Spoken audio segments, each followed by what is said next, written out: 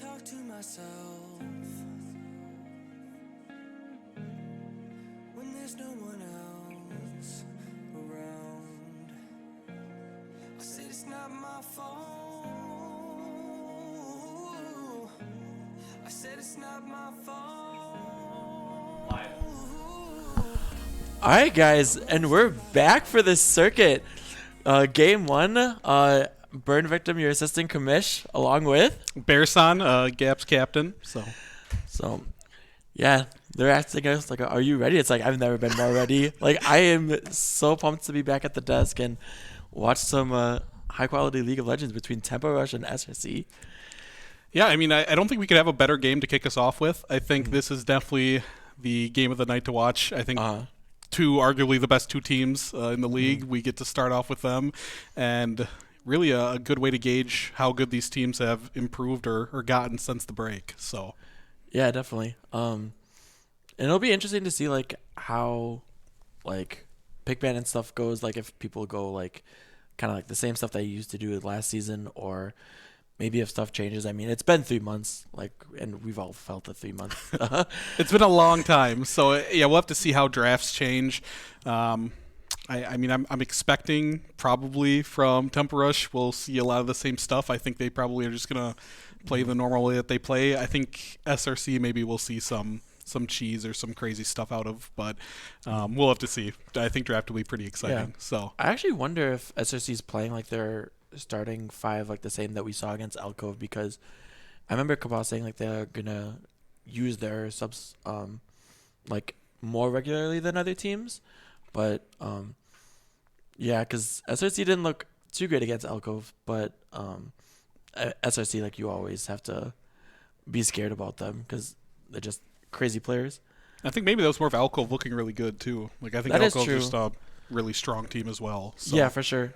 Like they're they played like super well, and so but yeah, because it's gonna be wild because I don't even know what the schedule is tonight. After SRC and Rush, it's Brave and Alcove for game 2, and then game 3 is EGL PTC. Okay, awesome. So yeah, it's gonna be really nice. Got the EGL PTC rivalry going on tonight, so that's gonna be really fun to watch. I was gonna say that would be my match of the night, but then I heard Vindy's not playing, and yeah, that's so sad. Gilio's not playing either. You know, my heart's a little broken, but we'll have to see how the replacements play. Yeah, not quite the same, but that's all right. We're still gonna get some awesome League of Legends. So, I think we're probably gonna be doing the coin toss here for side selection. So. What do we just pick one? I mean, heads will be for Rush, tails will be for SRC. Yeah, it sounds good. Okay.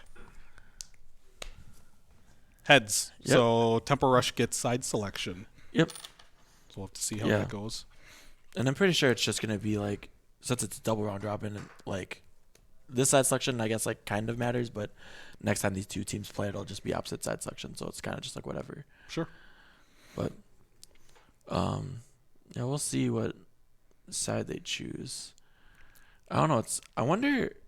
I mean, I haven't watched a whole lot of like pro play, so I don't know if LCS teams are really preferring one side or the other. I don't know, because like when Udyr is broken, and like he still kind of is broken in my opinion, like picking blue side and picking Udyr is like crazy. Yeah, I think traditionally teams just seem to always prefer blue side. Like I know counter pick has a lot of value, but I think first pick is really, really important whenever there's really strong champs. And I definitely expect to see Udyr either picked or banned. I mean, he's just been a priority pick everywhere in every region at all levels. So he is very, very strong. Yep. But it looks like actually we need to get into the super awesome hype video. Got a little sneak peek of it, but not all of it. So we can try to get that to you guys right now or in a second. Maybe. Yeah,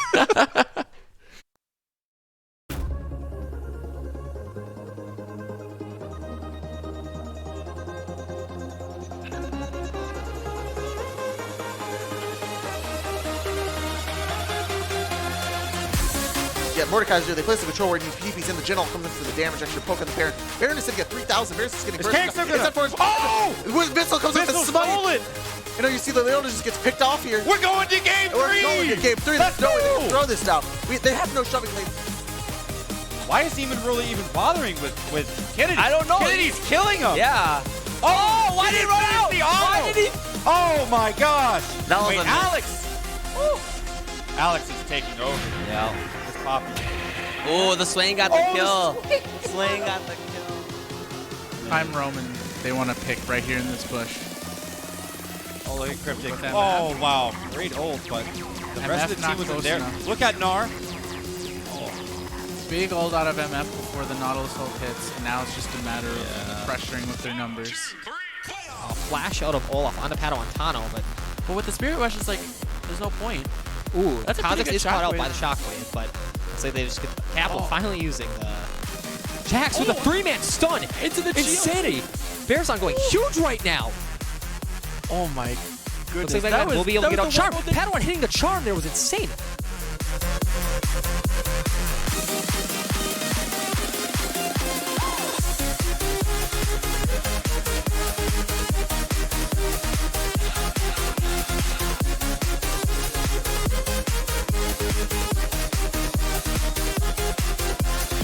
Badsy making him run the other direction. Now, Nunu Badsy just is snowballs still- risk it. Nunu needed to stop that snowball very much sooner. Cryptic ults himself now to get him out of this situation, but he just can't do it. Risk it pops the ultimate, getting a lot of knockups here. And now we see I'm Gabe getting really weak. Mechanical Reaper is getting a lot of damage put in by Kabos, but now Mechanical Reaper's on the other side of the team. CLG is going to kill Mechanical Reaper here. Fizz has a triple kill right now. There's 2 other people left on the map. Could this be a pentakill? Bad C is almost caught out, but Nunu steals it. How could you? You're playing Nunu! But he gets the quadra kill.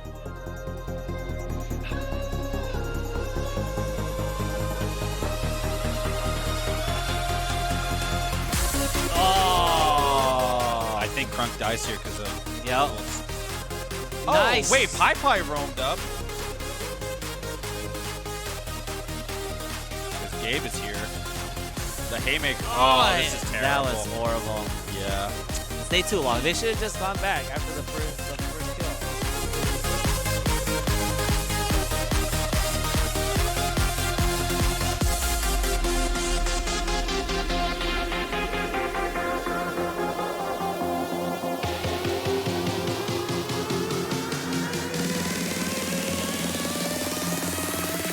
So, and SRC says no. You read the script. We get all of these dragons. Engaging. Yep. And Doesn't look that bad for- Peanut here. Sutter's going in. Oh, and there goes Kabos Oh. and Zach's blobs. Gabe is going to have to Oh, sacrifice man. them. Still might die to the Sutter Rengar still ult. has Rengar's going to come in under the tower, and there goes Iron It's a Gabe. disaster.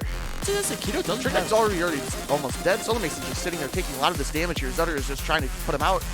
Solar Mason dies here. Now there's no jungler anymore. Happel also gets picked off, and now Tricket is trying to run away, but he's super weak. Jace Shopkeeper is just just kicks it gonna- off, and Zutter gets another kill here. And then Here's the gate. he has the E. Wait, Sutter E'd at the perfect time. And now Jax comes in. Jax, yeah, he's in a Yeah. man. This is what I wish I was last week. Yeah. Oh, okay. Triple Okay. kill from the... Okay, he's dead. Oh, yeah, he's dead. He's got no E. Yeah. Yeah. Okay, let's begin. Wait, Oh. they can't kill any... Wow, what a flash. What a crazy flash. Okay. Oh, and the... Okay! Oh, my gosh! Busted champion, dude. Oh my Crazy. goodness. Wow.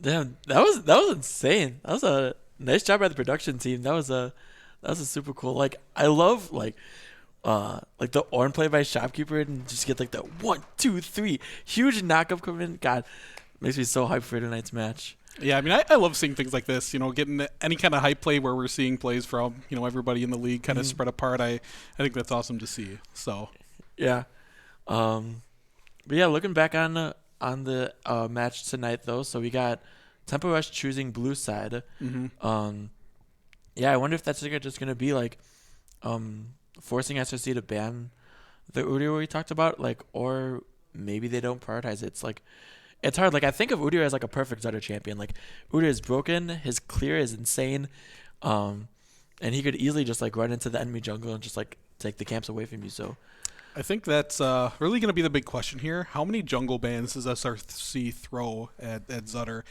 You know, looking back at last season, like Tempo Rush really didn't drop many games, and throughout all of them, people were banning, like the Graves, Kazakhs, yeah. and potentially third, fourth, fifth bans, depending on when they ended up picking jungle. Mm-hmm. And I think at that point, he's going to perform regardless of what champ he's on. And unless it's somebody that you really think will solo win a game, I think it's probably better to actually not ban any jungles. Yeah, And because like the value is like not as high. yeah, I mean, you're going to ban a jungle out. He's going to be able to play another one just at that same level. It might be better off looking at bans for potentially solo lanes or maybe something in the bot Yeah. lane. So maybe they do like an Orin ban because like that was a huge champion that like leaned back played like so much, and we thought it was like Yeah. only him, but then even Kino played it a couple times. So having that flexibility is huge. So and maybe that is similar to like something like Gragas, where I think Gragas is in like a broken spot. You can flex him.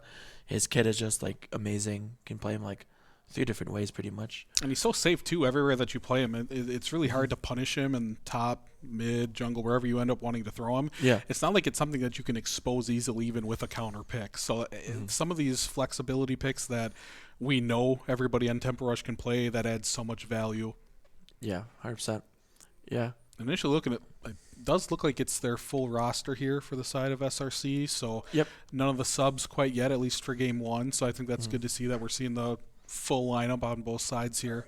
Yeah, that'll be nice. And it's gonna be interesting for bot lane because we talked about it in Roman the Rift a bit, but Peanut's on a lot of ping tonight, playing from Europe, and it's very late for him. So, will that affect how Tempo Rush plays individually as a team? Maybe because like their top side was so dominant before, so we'll see if they just only play through top lane or if they try to give some resources bot if they fall like really far behind.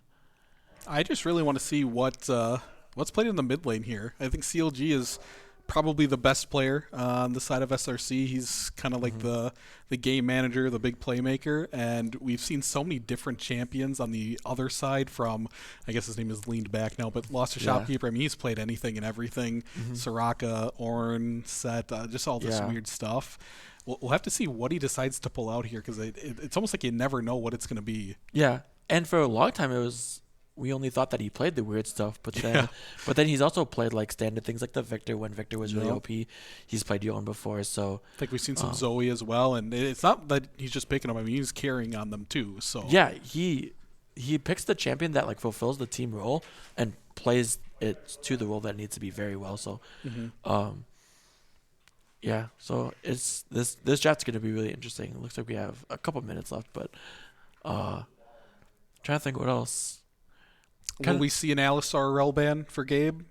I think when Alcove played SRC, their big ban strategy was super good because when they banned the Alistair and the Rel, and like they didn't even like SRC didn't even pick Leona early, and I know Gabe really likes that champion as well, or at least used to. Maybe he doesn't anymore, but like he pulled out the Blitzcrank, which was okay, and then I'm trying to remember what he played the second game. The second game ended a bit early, but I don't know. It's weird because Timeless Struggle did not play like super well, so I'm hoping that I'm hoping he redeems himself, but he's against Kino, and so It's a tough ask for your first game on stage with a new team. It is a tough ask. So hopefully he doesn't get the Ragnarok treatment where it's like Malphite into Alawi and it's just like Yeah. absorb experience for a while. poor Rag. I mean, he just got they threw him to the wolves last season in a lot of games. Yeah, they did. They put him in that Ornn Alawi matchup, I think, like 2 times in a row, and he just got ganked. And it was just, you feel so bad. You just think of Dyrus, and it's just you don't get to play the game when you're in that role. And maybe we might see a similar thing with Timeless here because that just seems to be how SRC likes to play. They like to play weak side top and really focus on getting their bot and mid ahead. But we'll have to see. Kino doesn't really need the help from anyone on his team. I mean, Rush just seems to be content playing really strong mid top lanes where just by their solo play they're able to get leads in CS or solo kills, and they let Zutter just kind of do his thing. Farm up. If there's an opportunity during your clear where you can look for a counter gank, he'll be there. He's very, very smart in how he paths. Or if there's an objective that they can contest, they'll go to it. But they're perfectly fine just letting Zutter farm up, get really big farm leads, and their solo laners do the same. Yeah, most of the time when Zutter ganks, it's not because like his laner needs help. It's more like they can punish the enemy. it rarely happens where it's like very defensive. But we're in champ select now, so let's see how this starts off. Yeah, we'll have to see. I'm assuming, okay, Malphite, first ban, interesting. Really strong champ. I mean, just having that utility of your ultimate to really change any kind of team fight, I think we'll probably see a lot of bans or picks from Malphite throughout the circuit. I wonder if like they would even play it though, because Timeless always seems to be like a carry champ. Like I meme about him only being able to play Tryndamere, but like I think Timeless actually does play Malphite, and he plays AP Malphite top. If Oh, I'm okay. thinking right, I'm pretty sure that is a Timeless pick. Okay, I know he's played AP Malphite mid against me in in-houses. Okay. But I guess I I didn't think know it is, about top yeah. lane. But Hecarim from SRC, so we do see an initial jungle ban, which obviously we might see some more versus Zutter. MF seems to be Kabos's most loved AD carry, so that definitely makes sense. Yeah, Seraphine makes a lot of sense as well. It's super flexible and it's like strong mid, bot, and support. We'll see Zach for Zach's blobs, so that makes sense as well. Yeah, and I kind of like the jungle bans. I almost wish that they would just like maybe trade them. Karma is a super quick lock-in. I wonder if this is going to go support, or I mean, My you initial played- thought would be mid, but they could definitely flex it anywhere. I think Karma's so strong right now. I mean, you have a lot of utility, plenty of damage, and shields for your entire If they team. lock in this LeBlanc, it is such a brutal, hard matchup, LeBlanc versus Karma, to just throw this Karma mid. Okay, and it's Cho'Gath. So I'd be pretty surprised if they picked LeBlanc that early. yeah, like I love the champion. I don't think LeBlanc is good necessarily. This would be really interesting. We've seen a lot of Skarners against Tempo Rush because it's super effective in ganks. But I think one of their very few losses was against Skarner last year. yeah, so. the solo Mason Skarners.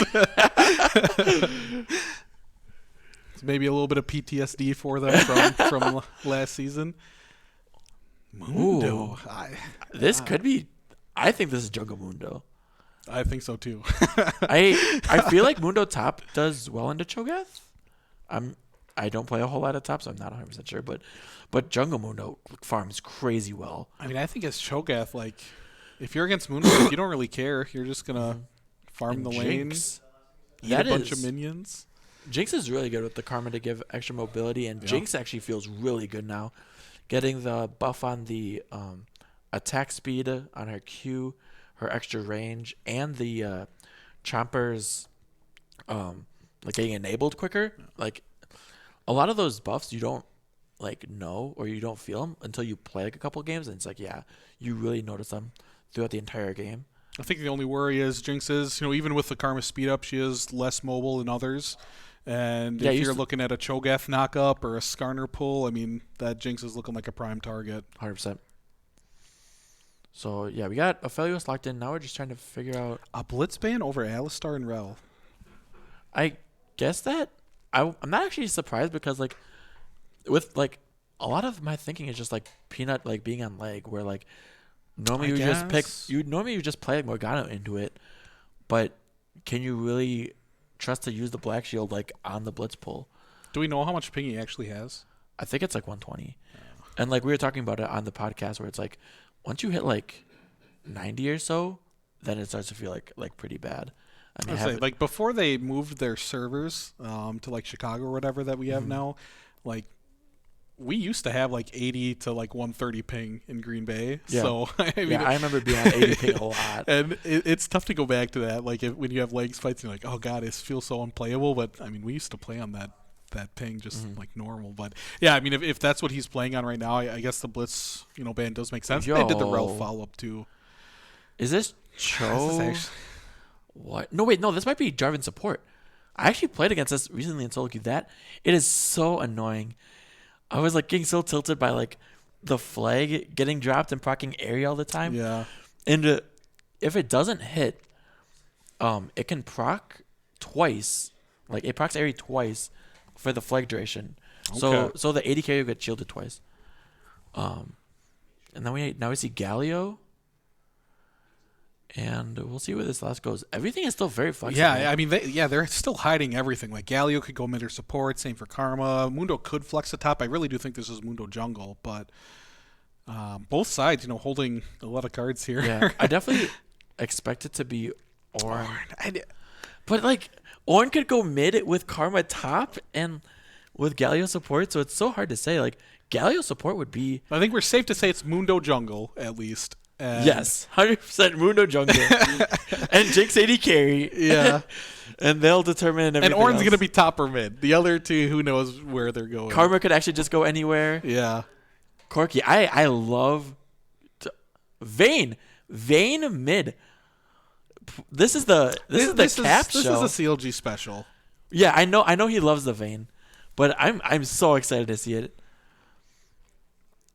You have a lot of like front line for the Vayne, and it actually like does like it does like well into Ornn, depending on like the angle that you have to like condemn to interrupt the Ornn ulti. I'm just looking at this. Like, at the end of the day, what answers to Vayne does Tempo Rush have?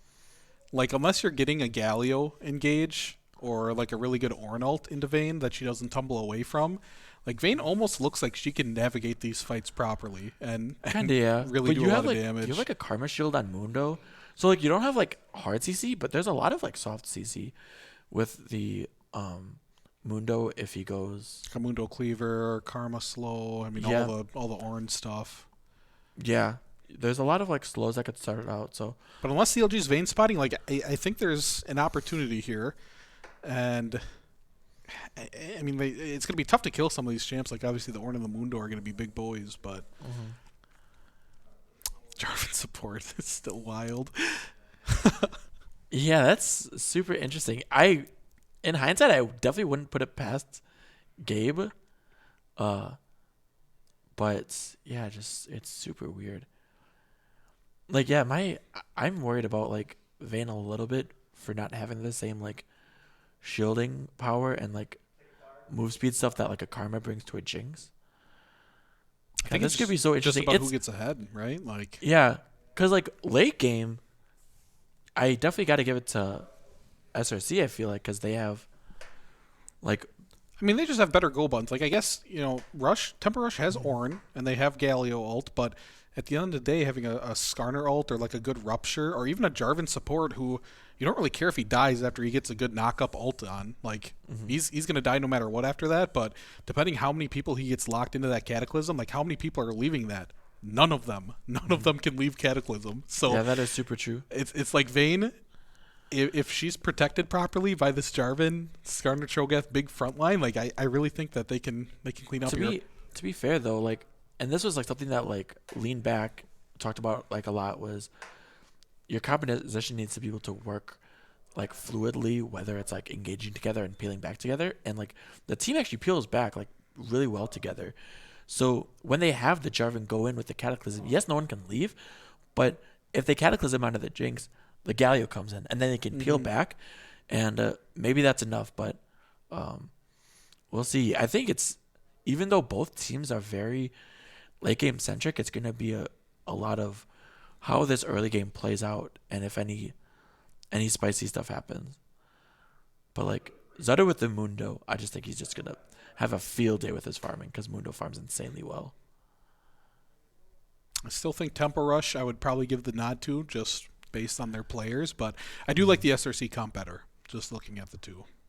Yeah, I would say the same. I have a lot of faith in the CLG Vayne,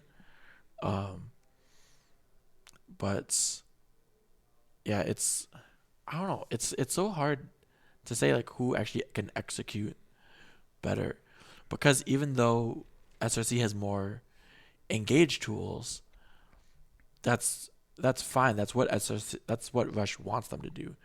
They want them to be able to engage, and then Rush can assess the fight a certain way, and then hit the counter punch. They have a lot of cutting champs. I mean, Mundo and Karma just being able to shield everyone. They can really maneuver around fights properly. Again, unless you get some good Jarvan ults. I wonder what build Kino's going to go on the top lane Karma. If he would go like I don't think he would go like Moonstone, but maybe he would go something like maybe he'd go like Everfrost, or maybe he'd go. Kino doesn't have any mastery on Karma. He doesn't. He Oh, doesn't man. care. He has enough. Maybe like 5 games. He doesn't need any mastery. Yeah, exactly. honestly. You So you just- went Airy. Okay. Yeah, and that's super broken into a melee matchup. Yeah. Timeless actually went Grasp. I feel like he's never gonna proc it Yeah. for When his is he Karma. gonna get that? Oh my gosh. Like I feel like he could have gone like Omnistone or Spellbook. We got Spellbook Ornn. Makes sense. Does Jinx go Conquer? So they have been. I play a decent amount of Jinx when I play AD carry, which is like never, unfortunately. But you pretty much just treat Conquer as like old forever battle. Okay. So you don't proc it super well, but people find it the most effective. You're gonna get 1 mana full proc Timeless off. already feeling the pain. Yeah. There's gonna be a lot more of that this entire game. CLG went Call, which is pretty nice. You can't like Ornn can't really kill Vayne. Yeah, I don't think he's ever in danger, unless Mundo gets a really tricky gank off. And Vayne actually has TP. So like I kinda was thinking like SRC kinda wants to play like a 1-3-1 composition. The TP is Oh. pretty interesting. But because it's like I don't think he'd want to go anything else besides honestly like something that goes, but that maybe that's just like super hard troll. Well, even Cleanse gives him a little bit of viability. If he gets hit with like either a Karma Slow or Cleaver or like a Galio taunt, at least he can cleanse out. But I don't know how much value he would have during that throughout the lane. And Yeah, I feel like maybe like Keo would have been good. yeah, maybe To also give like a little bit of move speed, Yeah. but then also giving that just the heal in general. So I don't know. Yeah, it's gonna be really interesting because TP's not bad though. I mean, having global pressure that's definitely gonna help. and especially like if something happens in lane, you can just run back and you're not gonna get super far behind in XP. I'll have to see how well Kabos can navigate with the Felios too. We haven't even really talked about him, just the Vayne. Yeah, But he's going to be in similar positions too, where he can definitely carry fights. I mean, they have a huge front line. We'll just have to see how well their carries can get ahead. Kabos went Call as well. Yeah, and this is the The truck. Airy from the flag is so annoying. But it's good engage. Jarvan's one of my favorite champions. I think he's just so cool. Like EQ Flash is like really really fun when you execute it well. He's got great voice lines too. Yeah, that is true. He's just a manly man. I think Unlimited Ninja was talking to me about Ornn's voice lines the other day, and it's like, oh god, it's so funny. He's like a big goon. Like, you don't really Yeah. think of him. Like you look at Ornn and you're like, oh, he's just this big like monster ram, and he's just cracking jokes Oh, the whole there- time. Going in for a little bit, but nothing much. And Yeah, good charge in. yeah, Gets Peanut the doesn't even taunt get off, but he doesn't even get punished for that. yeah. I mean, you can fish for those all day, honestly. Doesn't even take that much mana. I'm just a little bit surprised. Yeah, Timeless. Timeless is taking a little bit of a beating, but he's actually doing pretty well on CS. I think he's even or maybe a little bit ahead. And I mean, he's just taking so much damage here, and I get you get a lot back from Cho'Gath passive just from killing minions, and Yeah. he ended up going corrupting, but he is taking a lot of damage here. Yeah, it's like you're up to CS, but at what cost? Now, He has the corrupting potion, which is going to be really helpful. yeah. Oh, and a Ooh. really good gank here. This is it. This is a nice slow coming in. Yeah, he gets the root down on Star. 100% he burns flash. Yeah. Okay, I like the idea from Timeless, but just good execution on the gank. Mm-hmm. Kino doesn't flash in, and he's going to be able to TP back if he needs to. I don't know if his wave's in a... what the situation is with his wave. Yeah, he's TPing back. But Yeah, great first blood. I mean, Timeless was kind of trying to like predict where he would be for a good rupture, but Zach Splob just saying, you know what, the flash is worth it. The flash is worth first Yep. blood. He gets a good stun off. That's kind of when you chain CC the rupture after, but they had enough damage to take him down. Kino, maybe could have lived if he did like a preemptive flash, but I think it's smart to hold, and it would have been hard for him to get out of there. yeah, especially because if you flash, and even if, say Kino flashes and Timeless flashes with Zach Splob's already flashing, then then you still die and your TPing back with no flash, and it's almost like worse. Just trying to think of like how valuable is my flash. And the kill did go to Timeless as well, so that's definitely going to help him in top to kind of Take deter the the beating. pressure. Yeah. He does have also about a wave ahead here in CS. He's trying to get this to crash, which And- I mean, 3 minions, it'll push back for him. Especially with 2 of the minions being like 1 Yeah. HP. But yeah, it is a nice CS lead for Timeless over Kino. And yeah, because bot lane CS is even, and CLG's up like a wave right now, but the wave is also crashing into tower. And CLG actually did a pretty early backing. If I get a good double taunt from the Galio This is here, huge. a really good Wait. double root. Caboss has to flash out, and oh, but Timeless is so low, but so is Caboss. He's gonna go down. Oh, just kills everywhere. Oh no, this is brutal. This is a travesty. So we lost top lane. Top lane, both sides flashed. Okay, really bad death from Timeless up there. You know, he's trying to crash the wave, stays a little too long. He ends up giving back a trade kill. He did burn flash from Kino, but definitely worth it for the kill. He gets a good snipe. And the bot lane, just an awesome engage from Galio. He gets a double taunt onto Chompers, and, you know, Caboss Yeah. and Gabe, they both burn summoners and end up still dying. Yeah, I was. Can we get a replay? I hit it. I don't know if we can see it. Okay, here we go. Okay, we got a good timed replay, I think, hopefully. Yeah, I think this is. Maybe a little too early, I don't know. Yeah, so a huge dash in. He gets the double taunt here. Oh, and Gabe actually walks back onto the Chompers. Yeah, which forces him to burn flash then eventually. Yeah. So, otherwise jungle CS is like practically even, especially with Skarner killing this. Yeah, Skarner just got the crab, so they're dead even in CS. Skarner is up a little bit of like gold from the 1 assists. Yeah, Cho'Gath's still up 10 CS even after the death, so that's not too bad for him. I mean, dying was pretty bad, but Yeah. even on kills, up 10 CS, I mean, you take that every day as the Cho'Gath in this matchup. Yeah, and especially because like after both top lane deaths, they just TP back, so they're also not missing out on much XP. Mm-hmm. But we see Zax Blobs rushing the CDR boots, which we've actually been seeing a lot of in pro play. This is a really nice trade from lean back onto CLG's half health. Man, I think you'd be surprised to actually land that, because Vayne typically can just save tumble, and as long as you tumble properly, I think you will always get out of range from the Ornn knockup. So just a huge chunk taken off, and that gives them, you know, they're taking Dragon here, actually. Yeah, Really yeah, no way that for prio Red Set to mid contest. definitely helps. Yeah. Yeah, it looks like just bot lane is like just like boots advantage for Bondra over Caboss, but both of them sitting on the new quiver. They're both farming pretty well. Timeless is also still up like a waiver, so we're starting to see a little bit of a CS lead for Zutter. Looks like Skarner's going back to his red side camps that are coming up. And this just feels like your typical Temple Rush game. Zutter will farm the entire game, let his lanes do whatever they want, let them figure it out on their own, and you know they just seem to do it. They're up a kill here and up a little bit of gold plus a dragon, and a huge flash taunt here from the Galio.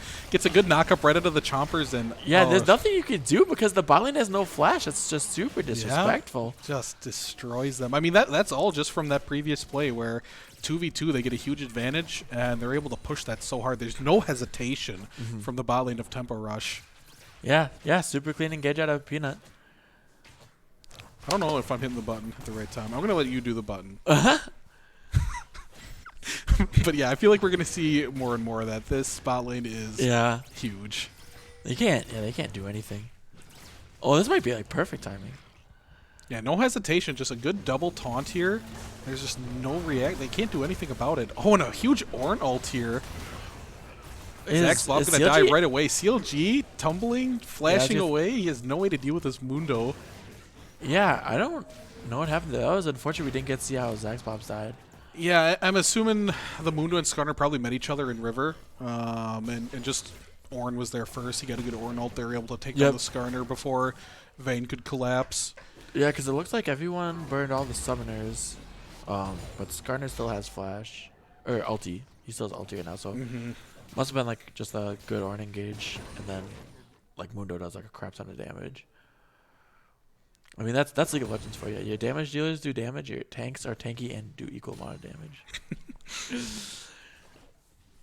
This is a classic Zutter game. He just farms and becomes unkillable, and what are you going to do about it? Yeah, Boss looks like trying to we get have- as much farm as he can. He'll take Gromp walking down. They have to be so careful when they're in lane when they don't have sums up, but it does look like they both have flashes back now. Yep. Yeah, so it's like a little bit of time that Galio will not have flash and not make it as easy of an engage. But this Jinx is super strong. She already has tier 2 boots. Yeah, there's nothing that the SRC bot lane can do now at this point. It's just they're like super in control. Bonjo and Peanut are. Yeah, you have Skarner hovering down here. And they're going to look for an engage here. Good knock up onto the Jinx. He's holding ult. He finally uses it. Jinx still has flash. You have the Galio coming down. A good TP from the Karma. Oh, Yeah, they're actually turning. Boss has so many shotguns right now. So that's a not bad play. Yeah, it actually looked good for both sides at certain points there. So a good engage from the Jarvan. He's able to lock down the Jinx, and she held flash that entire time. Galio ulted back on top to try to help. I'm assuming Cho'Gath stopped the Karma TP because she did channel it, but it looks like it got canceled, and that was really what turned the fight here. Yeah, just a good I wonder knock-up when and- Kabas flashes. Yeah, so they actually kill Gabe so early. Yeah. But yeah, I don't know. That's a thing about the Kino TPs. The TP literally right in the middle of the lane. So Yeah. I don't know if it was the rupture or the silence, but both of them worked to be able to stop the teleport. Yeah, that's really what turned that. I mean, they had 3v2. The TP tried to match numbers and give them the advantage, but Yeah. a good cancel from the Cho'Gath, and they're able to get a little bit of an advantage there. And I Yeah. think maybe just a little bit of a greedy hold by Jinx there. I mean, she had flash the entire time. And if she just flashes out, Galio can ult to her. Maybe they actually live there, but they decide to take the fight, and it doesn't end up turning their way. Yeah. Ooh, okay. good There's a good condemn. condemn out of CLG. Nice. It the question will be like for worthiness of that play is what happens in the next couple of minutes now that Kabas doesn't have flash, and if Temper Rush can capitalize on that or not. Yeah, and even coming up for the next Dragon, Cho'Gath will have TP advantage, so that's going to be a big help for him. And they're really going to be able to contest objectives with Cho'Gath Ultimate, just being able to do so much damage to any objective. We'll have to see if they decide to invest resources into this next Dragon. The first one was Infernal. I'm Looks actually like not sure. Kino's what the already one down is. here. Mountain. I think Timeless is trying to find out if Kino's down here because right now they don't see Kino. Man, Timeless just pushing the tower here. Yeah, Kino actually basing for Moonstone, so that's his keystone of choice. Yeah, and everyone's kind of just dancing. Yeah, they're letting this Dragon sit. Neither team is really pushing for it. It has spawned, and really no one's around there. So they're content to just continue to lane and swing on towers. I know Cho'Gath has been on this top tower for a long time. Yeah, he's got a bunch I actually of thought that plates would down. be lower, but I guess that's probably his first real chunk onto it. Got 2 good plates. Yeah, Missed it out was on a interesting third. that, like, because Temple Rush bot lane had prio, but Vayne had prio over the Ornn. So it's kind of just a stalemate on who wants to actually fight that dragon. Yeah, and since he decided to go with the Moonstone build, Cho'Gath doesn't really care about Karma anymore. I don't think she's ever going to be able to kill him unless Mundo goes up there with him. So Cho'Gath is really just going to be content to AFK push these lanes and just look for a good TP. Not the greatest Herald. That's going to get Yeah. stopped here. But they are on the dragon, and they're going to take the second one. Yeah, I guess they trade it Yeah. for the dragon. And so they get an Infernal and a Mountain. Looks like it's going to be Cloud Soul, which you always hate to see. Your other option was Ocean. Yeah, is that obviously Ocean's a lot more impactful than well, a little bit of a trade mid, but like Cloud Soul is actually like pretty good for Tempo Rush if they can get it. Like Yeah, it is. Cloud actually. Dragon on Karma feels super nice, and then between Mundo, Ornn, and Galio, those are extremely impactful ultimates that you would like to have a lot. And Peanut is just showing his dominance. He's playing super aggressive because he knows he can. Yeah, and even through all these fights in the bot lane, their CS is pretty much even, which is very, very surprising. Just with how big of a lead Tempo Rush's bot lane had. Just to be even on CS, I mean, that's a huge boon for SRC to be able to stay in the game with that. And they're only 1 kill behind at the end of the day there, too. Yeah, Timeless is still up on CS against Kino, but Zutter's up a lot of CS as we kind of expected. And also CLG's up quite a bit of CS against Leanback. So he just finished the Kraken Slayer, so he'll be able to actually threaten Ornn in these little trades that happen when he can proc the Silver Bolts and the Kraken Slayer passive. It's so funny seeing Jarvan throw his flag at his teammate just to shield him. Yeah. It's so weird to see. Give him more attack speed to farm a little bit. Yeah. Because I mean, when I played against the Jarvan support, you're supposed to Emax. Oh, they're actually holding here. You can just check the bush with his flag. No harm done. I wonder if he's maxing E, though. It doesn't seem like that E is doing nearly as much damage. But that's another thing is so like because the You have Mundo hovering down here. He's actually going to sneak in. yeah. Oh, and a huge flash. He's actually going to catch the Jarvan here before the flash out. And Mundo just flashes in to get that empowered auto to take Wait, the and Jarvan Timeless down. TP's in. And we have Timeless has ulti for this. Yeah, we have another Yeah, he's gonna TP eat too, him. actually, from the... Oh, and the main spotting's coming in, and he's diving super hard on Bonjwa, but Oh, he's just going to take the free kill here and not tumble under tower to take down the this Jinx. is really scary. Let's get a button fed. So Kino has TP now. I wonder if he had it at the beginning of the fight, but that is huge for SRC. Yeah, so they have TP advantages here. Both Cho'Gath and Vayne have them up. Neither... Kino doesn't have it yeah, right it's now. It's still just down. barely down. Good Jinx ult and a flash auto there just to take him down, and he's just too deep. The Cho'Gath shows up. They're able to get the slowed autos down and just feast him, and the Vayne gets in, but there's no one to take him down. The Jinx has to run away. I mean, the Galio gets a good knockup, but nowhere near enough, and Ornn actually going for this solo kill. Unable to get the second proc on his ult, which maybe that leads to a kill. I'm not gonna lie. In the bottom engage, I was surprised that CLG didn't go for the go for Jinx. Bonjwa. Yeah, I mean, that looks so free. Maybe he just really wants to play smart, safe, and not risk anything. that's actually crazy. CLG is like the exact opposite of that. I feel like in game, like if there's a crazy play to go for, CLG will go for it no matter what. 100%, yeah. So it's so weird to see him back off there, but they take the free kill. You know, he contemns the Galio back. They pick up a kill there, and huge fight for them. They invest a lot into it, but they get multiple kills. They're going to get this second Herald, which will really help them crack maybe the mid tower here, I would assume. Yeah, and this makes me like you got to be nervous if you're Rush, in my opinion. Like even though you're up kills and you're up dragons, like you said, it's only the Cloud Dragon. And Cloud Dragon's good, but it's not the same as having the Ocean. So It's not, it's not a win con like the other dragons Yep. are. Like other dragons can absolutely win you games. I wouldn't say Cloud Soul really does that often. yeah, So 100%. So yeah, it's just gonna get to this point where CLG is able to like 1v9. I feel like unless he really messes up a team fight, but he's not. yeah, the saving he's- grace for them is he hasn't got any of these kills. So Yep. that's the one good thing for Tempo Rush. But if you're SRC, I mean, you're like, we're right where we need to be. We're not at a huge deficit. Mm-hmm. We scale better. We're confident in our team fighting ability to pull these fights off. And I like their comp better. I think they're right in the driver's seat here. Yeah, something I was gonna mention before the.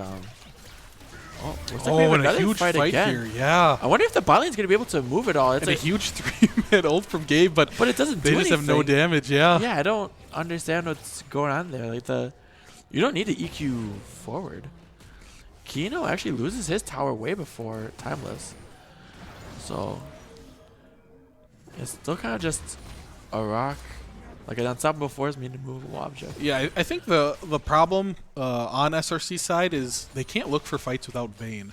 Like, I think that's really the big issue. Like, they don't have an easy answer to this Mundo when he's ulting, and I mean, he's humongous. And Yeah. unless you're investing Cho'Gath ult or Vayne is there to actually, just break him down, it's going to be so hard to kill him. especially because Jarvan's really squishy. When you go the Moonstone, you're so squishy. There's no tank stats in it, but Yeah, you're not dealing any damage either. the nice thing is, Oh, and Vayne actually ulting because Ornn invested his charge here, and Oh, actually uses the exhaust from his spellbook, and the Vayne, gonna burn the flash, and Mundo's here. Oh. Can you deal with this? That's a nice condemn. yeah. Getting it into the wall, actually. Oh, he's trying. Can he get another Silver Bolt proc? No, he can't. He actually does so much damage. He played that like here. pretty much as well as you could, but just another example of Zetter being in the right place at the right time. Yeah, absolutely. He gets, the good condemn off. He gets 2 Silver Bolt procs, but just could not get 9 autos. Could only get the 6. And almost, kills the Ornn too. It's just if he got any of those kills earlier, maybe he might have had enough gold to get another item, and he has the damage there. But not getting any kills in any of those fights, Ornn's able to live with just a sliver. He flashes out. Vayne is just a little too invested there, and it's unfortunate to see. Timeless is really deep here. What are you doing? He's in a really awkward spot. He is still very tanky. He's huge, though. He doesn't care. But Jinx is here, yeah. She's actually able to auto over the wall. Yeah, that's just not great and positioning. now Baron's for Timeless. up. And this is like really big. So like Vayne is coming now, but the TP's down, so he has to walk. He will get there, it looks like. And Skarner's here with the Blast Plant, and they're able to. I feel like to you can just turn this. on Ornn right here. Yeah, the TP coming in. Ornn getting condemned right away, and he's going to take a good chunk of damage, but Vayne not where she needs to be at in terms of damage. It takes her a lot of autos to kill these people. A tumble in is not the right move, and you die instantly. Yeah, and just barely not having that flash, and yeah, it looks like SRC's just not quite on the same page. Yeah, and Gabe even has to flash at the end there. This is such a huge turn for Tempo Rush. This is perfect. When everything was looking not like it wasn't looking bad for Rush, but it was looking a little nervous. And now they're feeling very, very comfortable. Yeah, and they're content to just let Vayne walk in. So a good TP from the Ornn. He gets condemned, but he's chilling. He's not going to die here. He charges out, and this is when it all goes wrong. I mean, when you're Vayne in the front of your entire team and you tumble in, that is not how any of these fights want to go. This is just miscommunication from SRC. Yeah, and like Timeless is up pretty soon, and the Baron's not going down super fast, so maybe they can just wait for Timeless to come back and TP into the pit. But yeah, when Vayne's in the front, tumbling in, and the rest of your team is at the back of Baron, like that is never going to work out. And so now you're at this point where it's like, what can you do? Like you had a win con, but you might not even get there as SRC. Oh, and Zex Blob just walks right in front of them, and nobody reacts. They're just, we're content to let you pass. Yeah. We have Baron buff. We'll let these minions go to work. They just have to catch up first. Yeah, Vayne is still showing a side lane. I'd like to see them not just 5-man mid. Yeah, and she has TP up, so she's going to be just fine pushing this wave out. And, unless they end up losing an inhib, this isn't the worst. This is so weird. Like, I definitely feel like you can get the top tier one for free, which they might still do. And Vayne's a little nervous. She doesn't have vision on him, so she's actually going to be backing here. She doesn't really want to push this. Oh, she actually stops her back. Maybe not. Yeah, I think Vayne has the and Rage Blade. She's been sitting on these components for a long time. She's stopping his back. Because she's expecting someone to be there. Yeah, and this is the tough part. When you're down, you don't have that pushed up vision. You don't really know where people are, and you just can't risk dying. So, he's burning a lot of time here, but he doesn't. There's really no way to have the right answer on what you should be doing CLG must here. not have the gold quite yet. Can we see gold right now? And now you have all these people collapsing down here. Yeah, so he might be. He's recalling in the bush. I think he's going to get out. They won't know he's there. So good recall from the Vayne. Yeah, so Kabas is sitting on a lot of items right now. Has the Executioners. Oh, yeah. And it looks like Vayne literally just bought. Yeah, he got the Rage Blade. So that's a huge spec for him.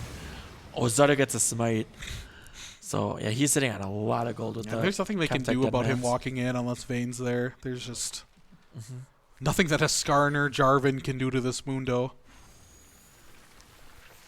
Yeah, and as long as Rush can just like peel back and just wait for SRC to come to them, like it's really hard with this gold lead, like 5k from Tempo Rush to be able to do anything. Oh, and a lot of damage onto Gabe. He has to combo out, and the Jinx Rocket's coming. It's not going to take him. Ornold going to take him down, though. Actually, it's and the zap from Jinx catches him before the Ornold can. So that's going to be the Cloud Soul, which is actually it's pretty good on this. Like, the Soul is it is pretty good for with some these of them, champions. yeah. Still not game breaking, but when the Mundo pops it with the Cloud Soul, he's going to be and the Karma as well, it's going to be really huge. Yeah, especially now because like the new season, it's so easy to get haste. Because Karma's probably sitting on like 50 haste at least, or 60. Yeah, maybe. Moonstone and Staff, and then she also has Purifier. Yep. And the CDR boots are just so efficient. Yeah, everybody's building them. They're Oh, actually really going good in engage really here. hard. Vayne has to auto, but she's only gotten 2 off this entire fight. Yeah. I think they're just too far behind. I mean, a really good engage, but the Vayne just they could not get enough take damage. down Bonjwa, but I don't think... Oh, a that's huge 3-man rupture. Yeah, that might save the team fight. Kabas is peeling back. Is He can't auto. He can't auto. Oh, he does fall. Yeah, and this Cho'Gath will be next. I think they're just a little too far behind. It was a really good try here. You know, they get a really Like- big Jarvan knockup, a good Cataclysm. I think Skarner ended up pulling somebody that had QSS. Because I saw him ult. Maybe is that, It must have been the Jinx. Yeah, I'm wait, looking. they're I not? can't see. Are they not going for Yeah, the Jinx has QSS. Let's see here. Skarner definitely ult someone. Yeah, yep, it was the... It was She Jinx. QSS Yep. and flashed out, so Yeah. that was really good reposition from Bonjwa. And then yeah, it's just like nothing you could do. CLG was really nice to get the kill onto Jinx because And a huge if rupture he doesn't, here. then But yeah, good just flash game over. charge from Orin just to put pressure on the Aphelios, and they're just too far behind. You know, you see like kind of how these team fights would go if they didn't, you know, fall so far behind after that Baron take.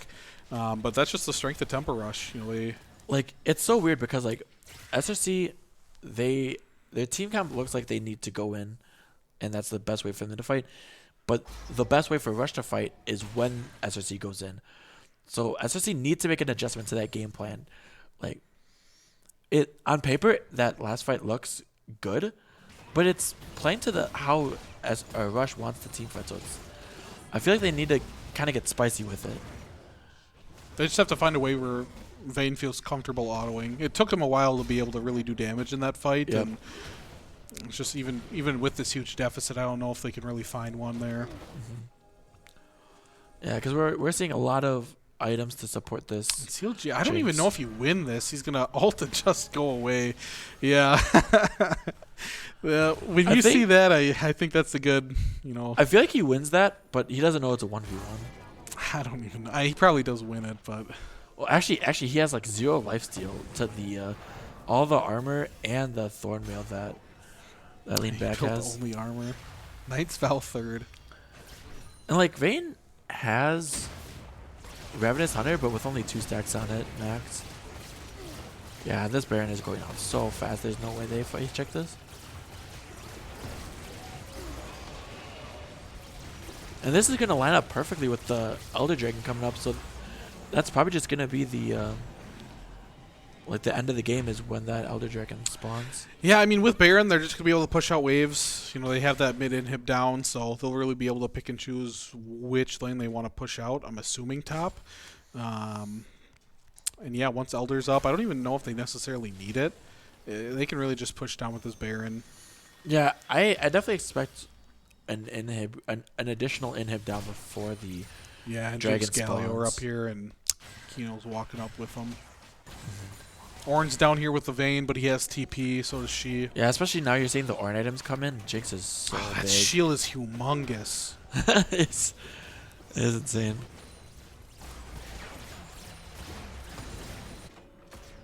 I mean, they can't take any fight without Vayne, so they're just going to let them push here. Yeah, and this is where it's like awkward that like Vayne has TP Mm-hmm. because she's not gonna get any value out of it. But it had value before, but that's kind of just how TP is in the late game. It's hard to get effective value out of it. I'm just trying to think of like how a fight would happen where SRC actually gets ahead here. Like, I really feel like it would have to be I feel like it has to be like a Rush multiple just man playing. rupture, a mistake from Rush. Yeah, like Rush Howard would have to play like stupid aggro. Yeah.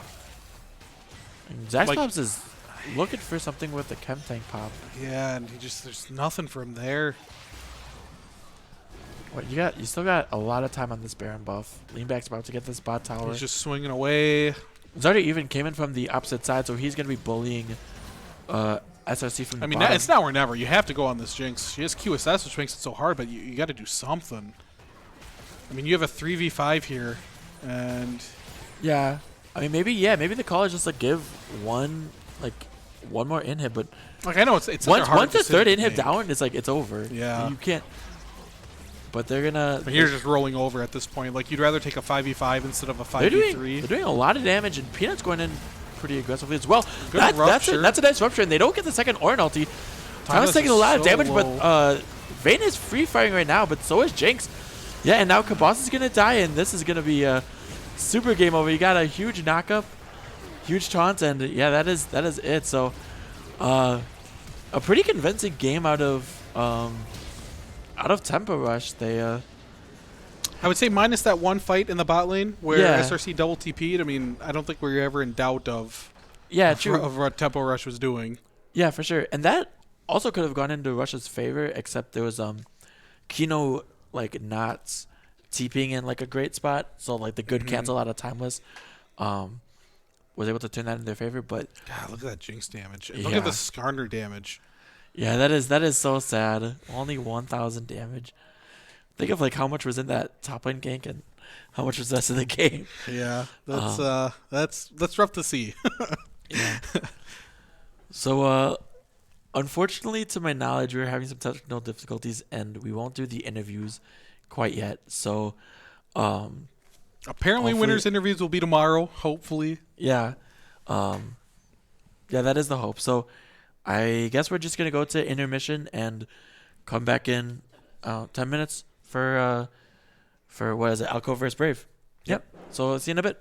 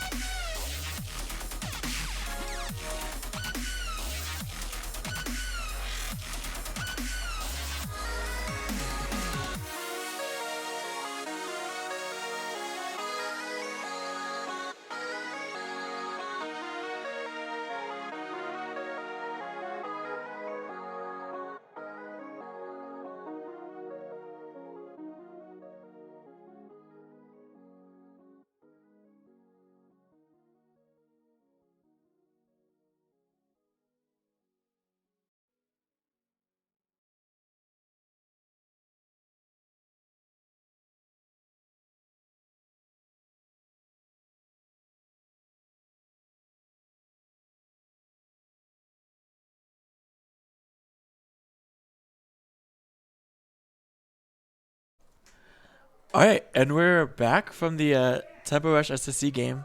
Moving on to Alco versus Brave Esports. So, got a little bit of a showing from what Alco can be like against SRC, but I haven't seen Brave like pretty much at all. I don't know anything about Brave. Yeah, So it's like I know Risk It and I know of the Captain Tokyo's Drift, but haven't really seen them in house as much or like hang out a whole lot. They talk in the Discord, which is awesome, but yeah, it'll be interesting to see how their debut goes. So if they win right here, it's going to be a pretty good showing from them. I would consider that an upset if they picked up a win. So yeah, we'll have to see how they play. I'm actually not entirely sure on their full starting roster. I know I looked it over a couple times, but we'll have to see who actually is playing today.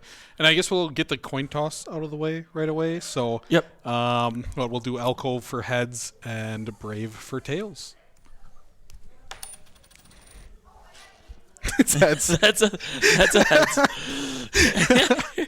So that's Alcove gets side selection. You can flip the coin next. It's okay. For game Yeah, three. I'll get it for game 3. That way, if Indy wants to yell at me, then he can do that. I'm a top laner. We don't use our heads much, so have mercy.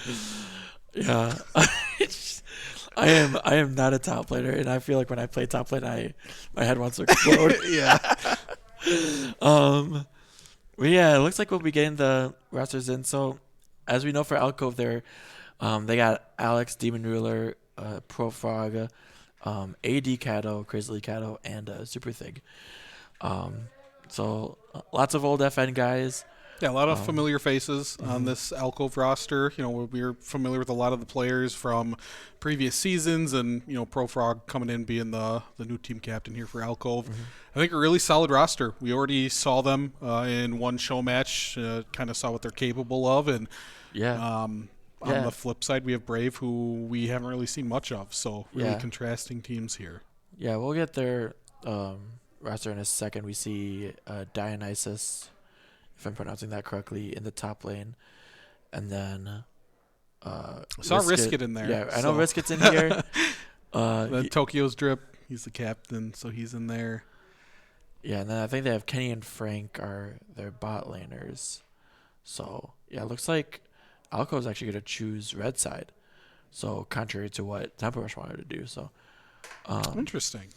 Yeah, I guess it just depends on like what they see in their like scouting or stuff. Because what we saw from SRC was like Hecarim and Udi are like super strong right now, and they banned both of them. So I would expect to see the Hecarim ban from Brave. Demon Ruler loves that champion, but it'll be interesting to see if Demon Ruler brings out the Udyr. I don't know if he plays it or not. I don't know if Brave plays it or not. So but that champion is. And I haven't crazy checked good. up on Riskit's champ pool either, but I don't think he really is a big Hecarim or Udyr player from what we've seen in the past. Yeah. Maybe he's been picking them up or has played them, but when you think Riskit, I think Poppy right away. Yeah, you definitely think of the Poppy, but then he also really likes to play like the carry junglers.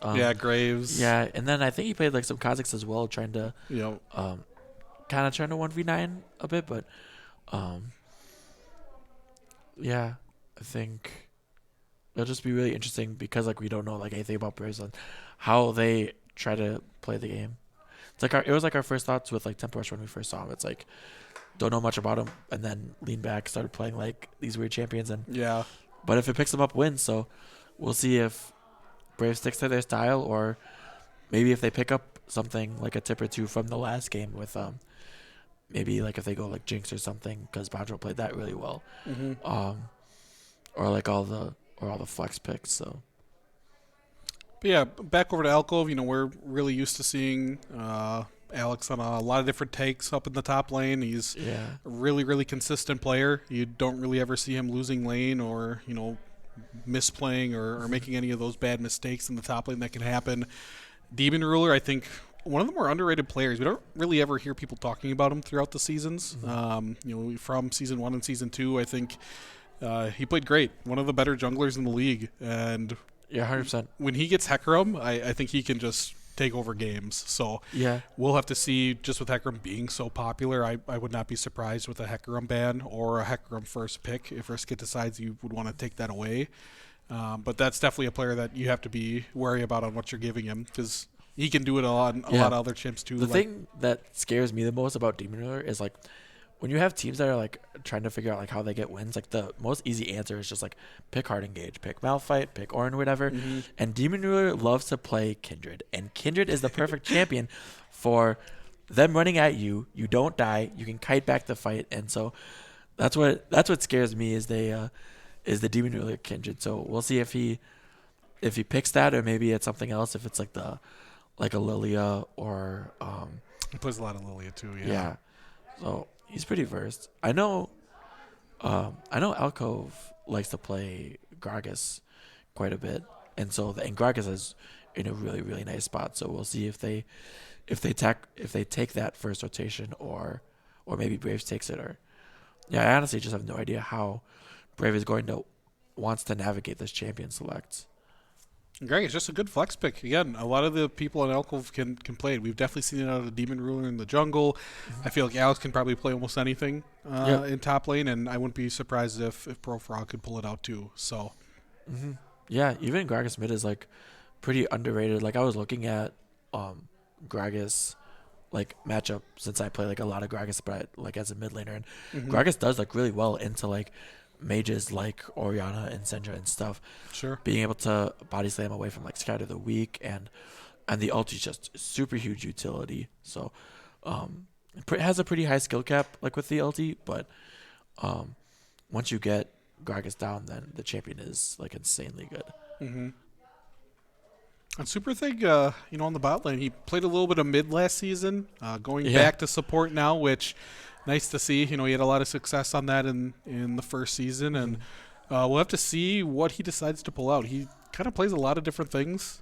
We've seen things like Bard and Set were what he was known for initially. He's played some Brand.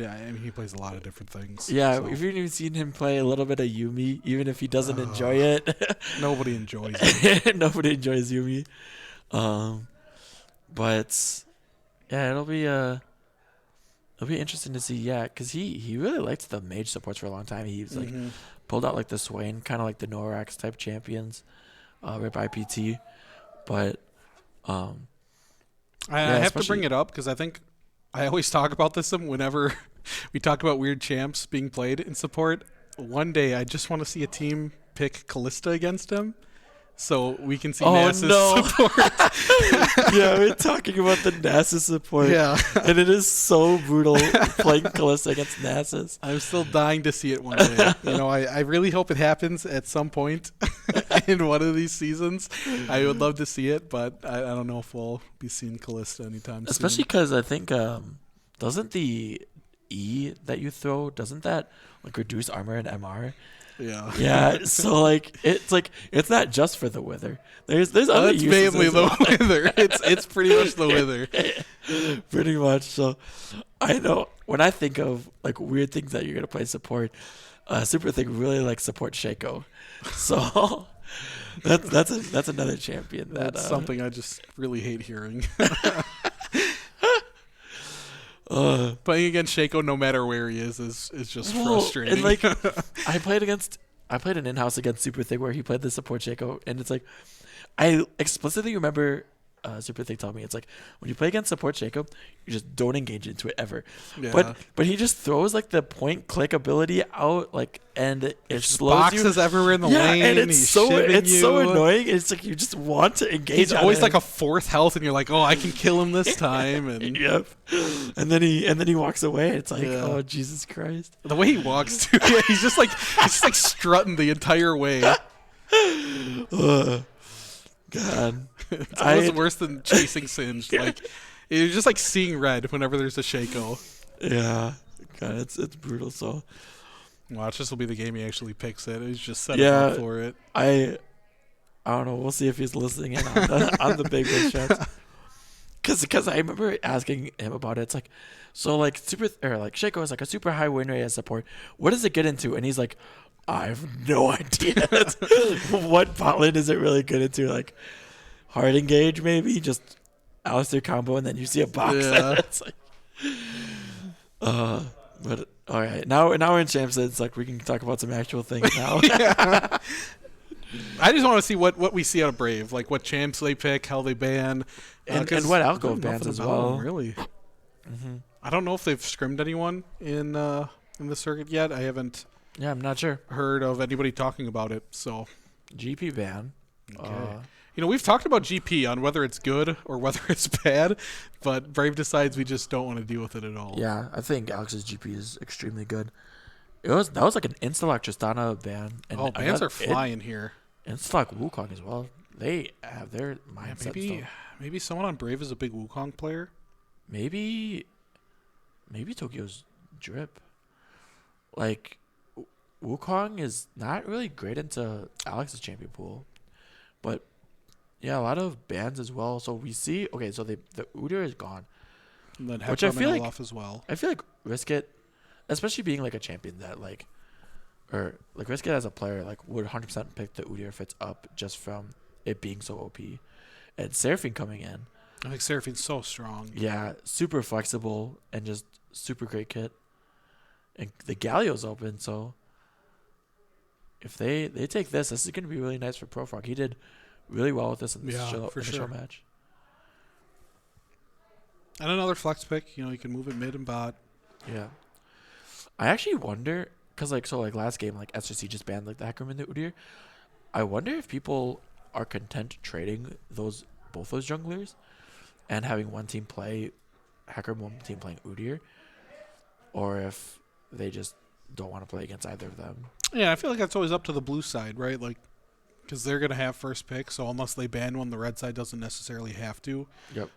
But yeah, they opted to ban the Hecarim just with, Demon Ruler being so prevalent on that champ, and they decided to counter with the Udyr ban, which makes sense. I got a little nervous with that Yasuo hover, but it is going to be the Jinx, and Jinx would work really well with Seraphine. Lots of hard CC, but also being an enchanter to help her out. And Jinx is also just in a great spot. We see the Kaisa for Kato, and Kato, that's also in a really great spot. Elise, wow. This is really interesting from Risk It. I mean, it's super good early, and Jarvan also very early. I'm assuming that will not be Jarvan support. I really hope not. I really, really hope not.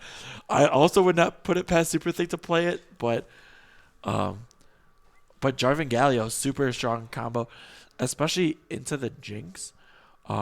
If they don't pick like the person I think of all the time is like Thresh. So like if you play like Seraphine mid with like Jinx Thresh bottom lane, if you throw the Cataclysm on the Jinx with the Galio coming in, you can just throw the Lantern, get her out of there, and also try to peel that back. Thresh also having uses where like you can flay the Jarvan EQ or flay the Galio dash. So this ban phase going really long, except for this last ban. It's going to be the Ornn taken away from Alex. So they ban out the Camille and Ornn. Alcove decides to knock off Silas and Renekton. Renekton kind of known as a good pairing with Elise, just to really punish like one specific lane and really get your Renekton rolling. They decided to blind pick Gnar, which I think is a really good pick right now. I know a lot of people are split on him. Some people think he's awesome. Some people think it's absolutely terrible. I definitely like Gnar. Like it's like I think he has his place for sure. He's a safe enough laner, and he gives you good team fighting tools as well, as long as you can manage rage properly. Yeah, and like Alex will definitely be able to do that as well. So I really like this pick into it, though. You can really punish him. I really like Jason to Gnar right now, but I think Voli can really punish him in a similar way. For sure. Yeah, and it looks like they're just gonna find out where the Seraphine is going, and they're having a couple mids. Oh my Talon? gosh, these people are maniacs. But I feel like Talon's gonna actually have a really rough time into Galio. Oh God, don't make it J for support.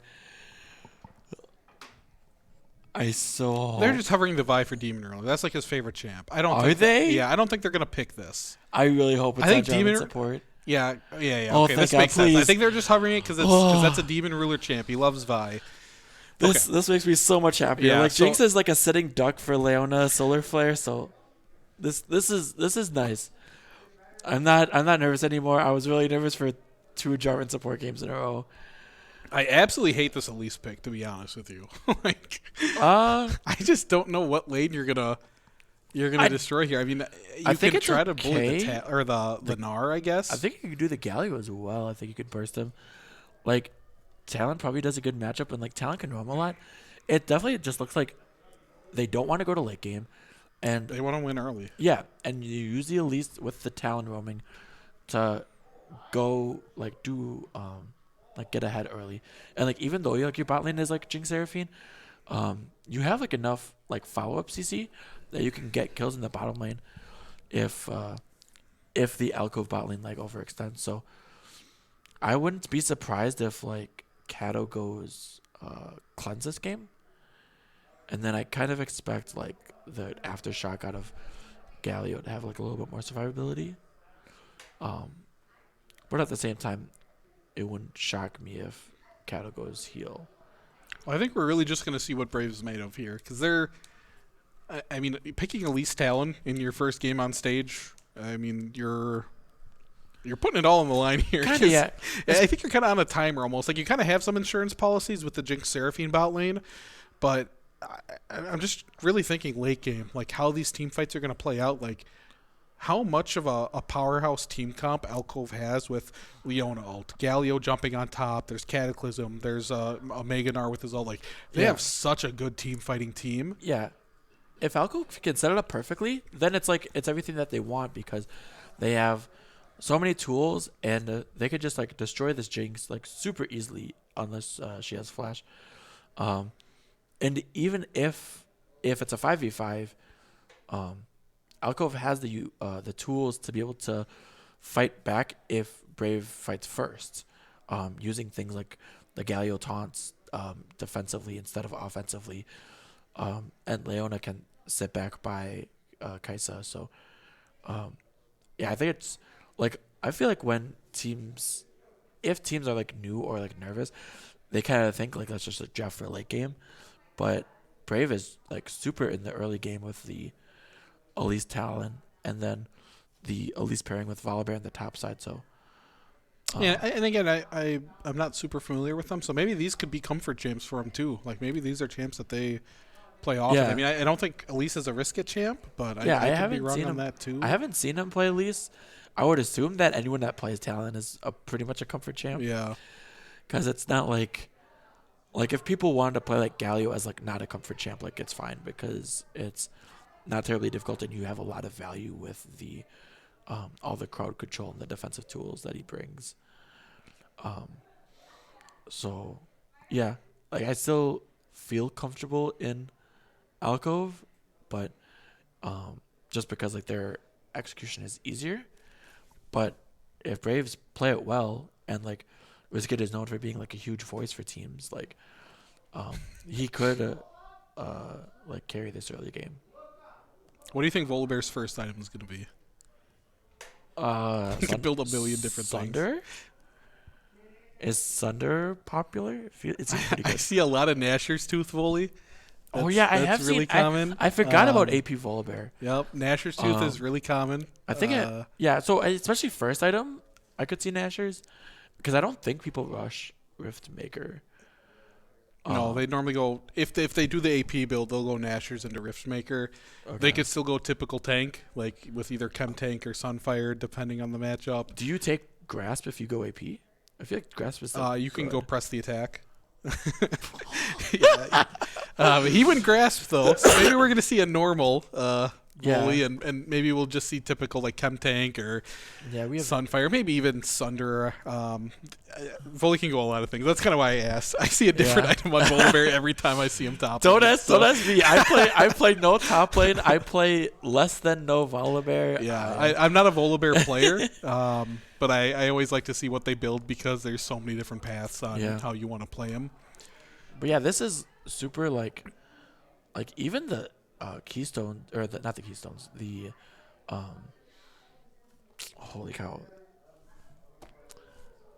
Like the electrocutes out of Braves make it sound like they want to be like super aggressive because like even on Elise like you've seen like Conqueror for like more dueling, but like Elise taking the electrocute wants these like really short fights to just like pop people. So I really think it's just gonna be Riskit and Tokyo's Drift like trying to run around the map, try to kill people. We'll see how well that Talon's works. gonna look so weird. It doesn't Yep. look like Talon to me. But yeah, for the most part, normal Keystones here. Yep. Yeah, Kaisa took the heal, which is not like bad at all. Yeah. Especially because technically the crowd control from Brave isn't super like scary. Like it's not like a lot of point click stuff. Like you have like Volibear that can like ulti on you and then point click stun. But even like the Seraphine ulti, you can like try to like use your E for move speed to get out of it. Yeah, that and Cocoon, those are they're dodgeable skill shots. So if you're confident in your play, if you don't think you need to take the cleanse, you're fine. Yeah. So we can't see Leona, but I'm assuming she took Aftershock Ignite. Yeah. Same old stuff. Looks like on Brave you have 4 people with flash on F. So there's no mastery on the Talon, the Volibear, or the Seraphine. What are we looking at? Maybe this is a secondary account. That's actually a lot of Elise points for Riskit. Oh, he is an Elise player. Okay, well, I take it all back. I hated the pick before. Now I just don't like it. I don't hate it. I just don't like it now. So he's clearly played a lot of Elise. I didn't think he would have gone into this without being a common Elise player, so I'm sure they probably have played Talon and Volibear as well, but that is maybe a little discouraging to see, those masteries on them, but they can always prove us wrong. Mm-hmm. They have skins, right? Who would get skins for champs that don't play? Yeah, who would get the Wizard Rose Talon skin and not be proficient at the champion?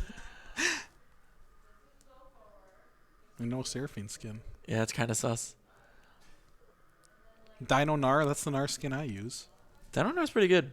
There's a lot of really good Nar skins. Yeah, I actually got bashed for playing Dino Nar the other day. Doge said that all the other skins are a million times better, and only dumb people play Dino Nar. I definitely think, like, for winter, I'll go the Snow Day Nar, and then, like, the Samsung Galaxy's pretty good. The Astronaut one's pretty cool. Yeah, Astronaut's pretty nice. I think, I remember talking about, like, the Galio skins as well. Galio has, like, a lot of, like, pretty good skins. So, but the I actually think pretty the nice. only acceptable Jarvan skin, there's two. Victorious, if you played. Oh, Jesus. And Do you have that skin? earlier? No, I don't. I know you have Victorious I have Elise. Victorious Janna and Victorious Elise from Season 2. Yeah, Season 2 and Season 3, but I didn't play in Season 1. I think I played like one game in Season 1. I played a game of Alistar, and I got flamed by my entire team. Didn't play the game for another year. Oh, jeez. So that was my Season 1 experience. But I think the only good Jarvan skin other than Victorious is Warring Kingdoms. I think that's like one of the best skin lines in the game. I think the Jarvan skins I play are... I think it's just Fnatic Jarvan, which is like okay. But if I played a lot more... Jarvan, I'd probably get the X-Tech one. Because like I'm sitting on 10 gemstones, and there's just like no. See, we got good people saying gemstone Pool skins. Party Jarvan, Darkstar Jarvan. No, you guys are wrong. I'm sorry, Twitch chat. The only acceptable one is Warring Kingdoms. And we do have a pause. We have a player moving because something happened with his PC. His couple PC, minutes. His PC broke. This is a classic unlimited ninja move. The PC breaks and he doesn't want to play against Tempo Rush anymore.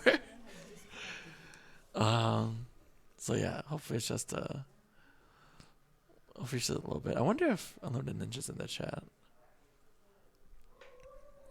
So yeah, a little bit of a pause here. Hopefully it won't take them too long. In chat they said it would be a couple minutes, so hopefully not too much longer than that. Just gotta tease us, delay this Brave showcasing for a little longer. I'm just so excited to see how this talent at least pays off. Man. Yeah, it's a really like nervous, especially in the Galio, because like Talon wants to roam, but like Galio can roam like equally as well. Mm-hmm. It's like if you see him run up, like yes he's gonna get there first theoretically, but then the Galio ulti can just show up. So man, we have it on pause actually. That was a lot quicker than just a couple minutes. So that's it's good nice to see. So looks like just a 5 point out of We have a lot of both pings, teams. yeah. And okay, I was so confused with that. This is another thing too. How comfortable are our teams looking at invades? Because this is something that's really, really important for newer teams that maybe aren't as seasoned as others. Just making sure you get to your assignments fast pretty much enough like right away. Because yeah. for example, like Jinx can just like sit like in the bush or like step a little bit farther if she wants, but she's playing like pretty safe, and Risket's going in for the early ward. Yep. But like I wouldn't be surprised if Demon Warrior just like bases for the sweeper and clears it, and he's gonna. I wonder if he's have enough time to clear that ward and then go bot if he wants. But he might just start top side and kind of just look to get the bot lane ahead. And yeah, so just normal 5 points across the board. I feel like we'll continue to see a lot of this just as teams get more comfortable. It's really the safest option. It really sucks to look for an invade early.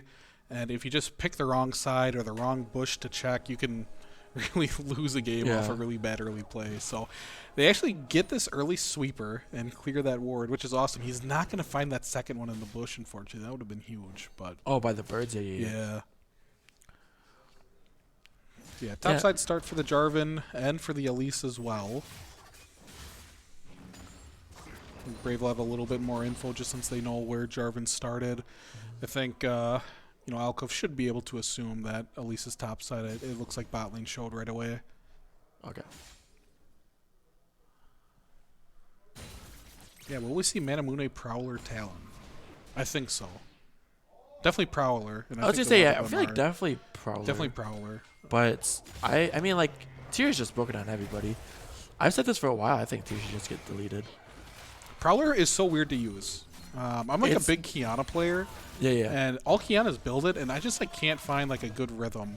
Because she already has a dash built into her kit. It feels so weird to like Prowler and then dash again. And Talon kind of has a similar thing. I'm sure it's probably easier for him to use since his Q isn't like a full dash. It's kind of like a hop, but it just feels kind of weird to use sometimes. Yeah, I feel you. I've tried Prowler on Lee Sin, getting to showcase my Lee Sin on Thursday.